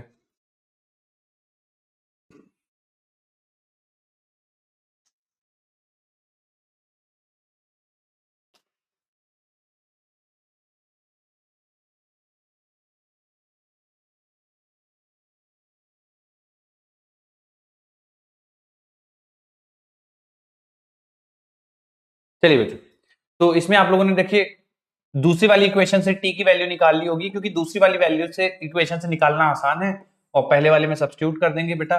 तो x बराबर आ जाएगा 3y/6 का whole square minus 2 times y/6। तो देखिए बच्चों, ये बन जाएगा 3y² माइनस 2y/6। सिंप्लीफाई करेंगे तो बेटा y² माइनस y/3, x बराबर ही आ जाएगा। तो बच्चों ये इक्वेशन जो है पैराबोला की इक्वेशन है, क्योंकि x के पावर 1 है और y का स्क्वायर है। बोलो ठीक है बच्चों, सबको क्लियर है? अच्छा अच्छा, मैंने गड़बड़ कर दिया, एक सेकंड। 6 का स्क्वायर करेंगे तो ये 36, 12 बन जाएगा क्या बेटा? अब अब सही है ना? ठीक, कितने बच्चों का सेम इक्वेशन बना था? हाथ उठाइए। बहुत बढ़िया, वेरी गुड। एक बच्चों और है, थोड़ा सा मतलब आप लोग को पता होना चाहिए, ठीक है, मैं कराता हूं, देखिए जरा। बोलिए बेटा। क्या बेटा? अगला टॉपिक स्टार्ट नहीं, अभी ये तो खत्म करेंगे, पहले इक्वेशन ऑफ ट्रेजेक्टरी, है ना। पैराबोला का? अरे अरे, आई अंडरस्टैंड बच्चे, बस 2 मिनट दे दो मुझे, बस एक छोटी सी चीज बतानी है, फिर मैं आप लोग को परेशान नहीं करूंगा, बस 2 मिनट दे दीजिए। इसका इसका ग्राफ देखो बच्चों, x directly proportional to y square, है ना, और y बराबर 0 रखने पे बेटा x बराबर 0 आ रहा है, तो और y स्क्वायर का कोफिशिएंट पॉजिटिव है, तो बेटा ये ग्राफ y²/12 माइनस y/3 कुछ इस टाइप से बनेगा, है ना। एक सेकंड बच्चों, मुझे थोड़ा सा ना इसको कंफर्म करने दो थोड़ा सा। y² बराबर 4ax, तो y² बराबर 4ax का कुछ ऐसे बनाता, y बराबर 0 पे x बराबर 0, y स्क्वायर का कोफिशिएंट पॉजिटिव, हाँ बेटा ठीक है ना, कुछ ऐसा आपको कर्व देखने को मिलेगा पैराबोलिक। एक बच्चों मैं थोड़ा सा आप लोग को और बताना चाहता हूं, ठीक है, ध्यान से देखिए और मेरी बात जरा ध्यान सुनिएगा, क्योंकि अगला आपको इसी पे करना पड़ेगा सॉल्व। x बराबर गिवन है 3 cos 2t, और y बराबर गिवन है 4 sin 2t, और आपसे पूछ दिया गया है फाइंड इक्वेशन ऑफ ट्रेजेक्टरी। ध्यान से देखिएगा, अगला सवाल बहुत इससे सिमिलर आपको अटेम्प्ट करना है। तो बच्चों जब ऐसा cos t और sin t दिखे ना, तो आप क्या किया करो, दोनों से वैल्यू निकाल दो। जैसे यहां से बेटा मैं cos 2t की वैल्यू निकाल दूंगा, cos 2t की वैल्यू आ जाएगी x/3, और यहां से बेटा मैं sin 2t की वैल्यू निकाल दूंगा, sin 2t की वैल्यू आ जाएगी बेटा xy/4। ठीक है, दोनों इक्वेशन का स्क्वायर कर दीजिए और ऐड कर दीजिए। तो पहली वाली इक्वेशन का स्क्वायर करूंगा तो बेटा देखिए cos स्क्वायर 2t बनेगा बराबर x²/9, और ये बन जाएगा बच्चों sine square of 2t y²/16। अब बच्चों अगर मैं दोनों इक्वेशन को जोड़ दूं तो देखिए इस साइड बन जाएगा cos square 2t plus sine square 2t बराबर x²/9 प्लस y²/16। बच्चों मुझे बता सकता है, किसी बच्चे को क्लिक हो गया हो कि इसकी वैल्यू कितनी होगी, sine square 2t plus cos square 2t, इसकी वैल्यू कितनी, 1। Absolutely, very good. तो बेटा ये 1 बन जाएगा। अगर किसी बच्चे को क्लिक हो गया हो कि ये इक्वेशन किसकी है,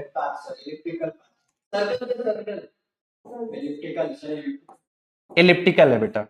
सर्कल में ये दोनों वैल्यूज बराबर होती हैं, ये एलिप्स है। ठीक है, तो ये पाथ हो गया बेटा आपका एलिप्स।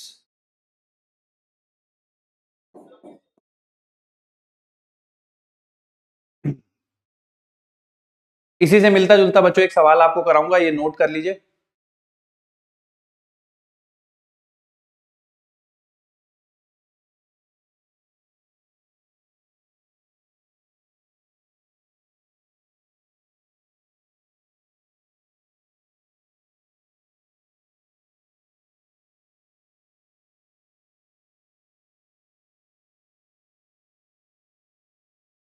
ठीक,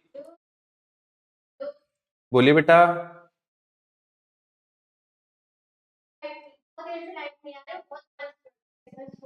हाँ बस बस बस 10 सेकंड दीजिए, एक सवाल बस कराना है मुझे, हो गया, बाकी फिर मैं आप लोग को नहीं बोलूंगा। चलिए इसको सॉल्व करके मुझे बताइए इक्वेशन ऑफ ट्रैजेक्टरी, बस लास्ट सवाल है।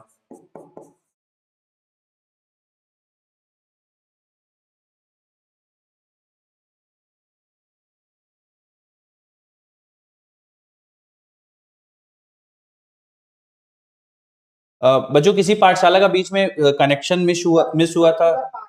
ठीक, सर्कुलर पाथ है। गुड,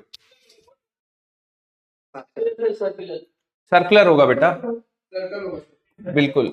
साइन टी की वैल्यू निकालेंगे बेटा तो साइन टी बराबर हो जाएगा x/2, और cos टी निकाल देंगे बेटा तो y/2 हो जाएगा, और दोनों का स्क्वायर करके ऐड करेंगे बेटा तो sine square T plus cos square T बराबर हो जाएगा बच्चों x²/4 प्लस y²/4।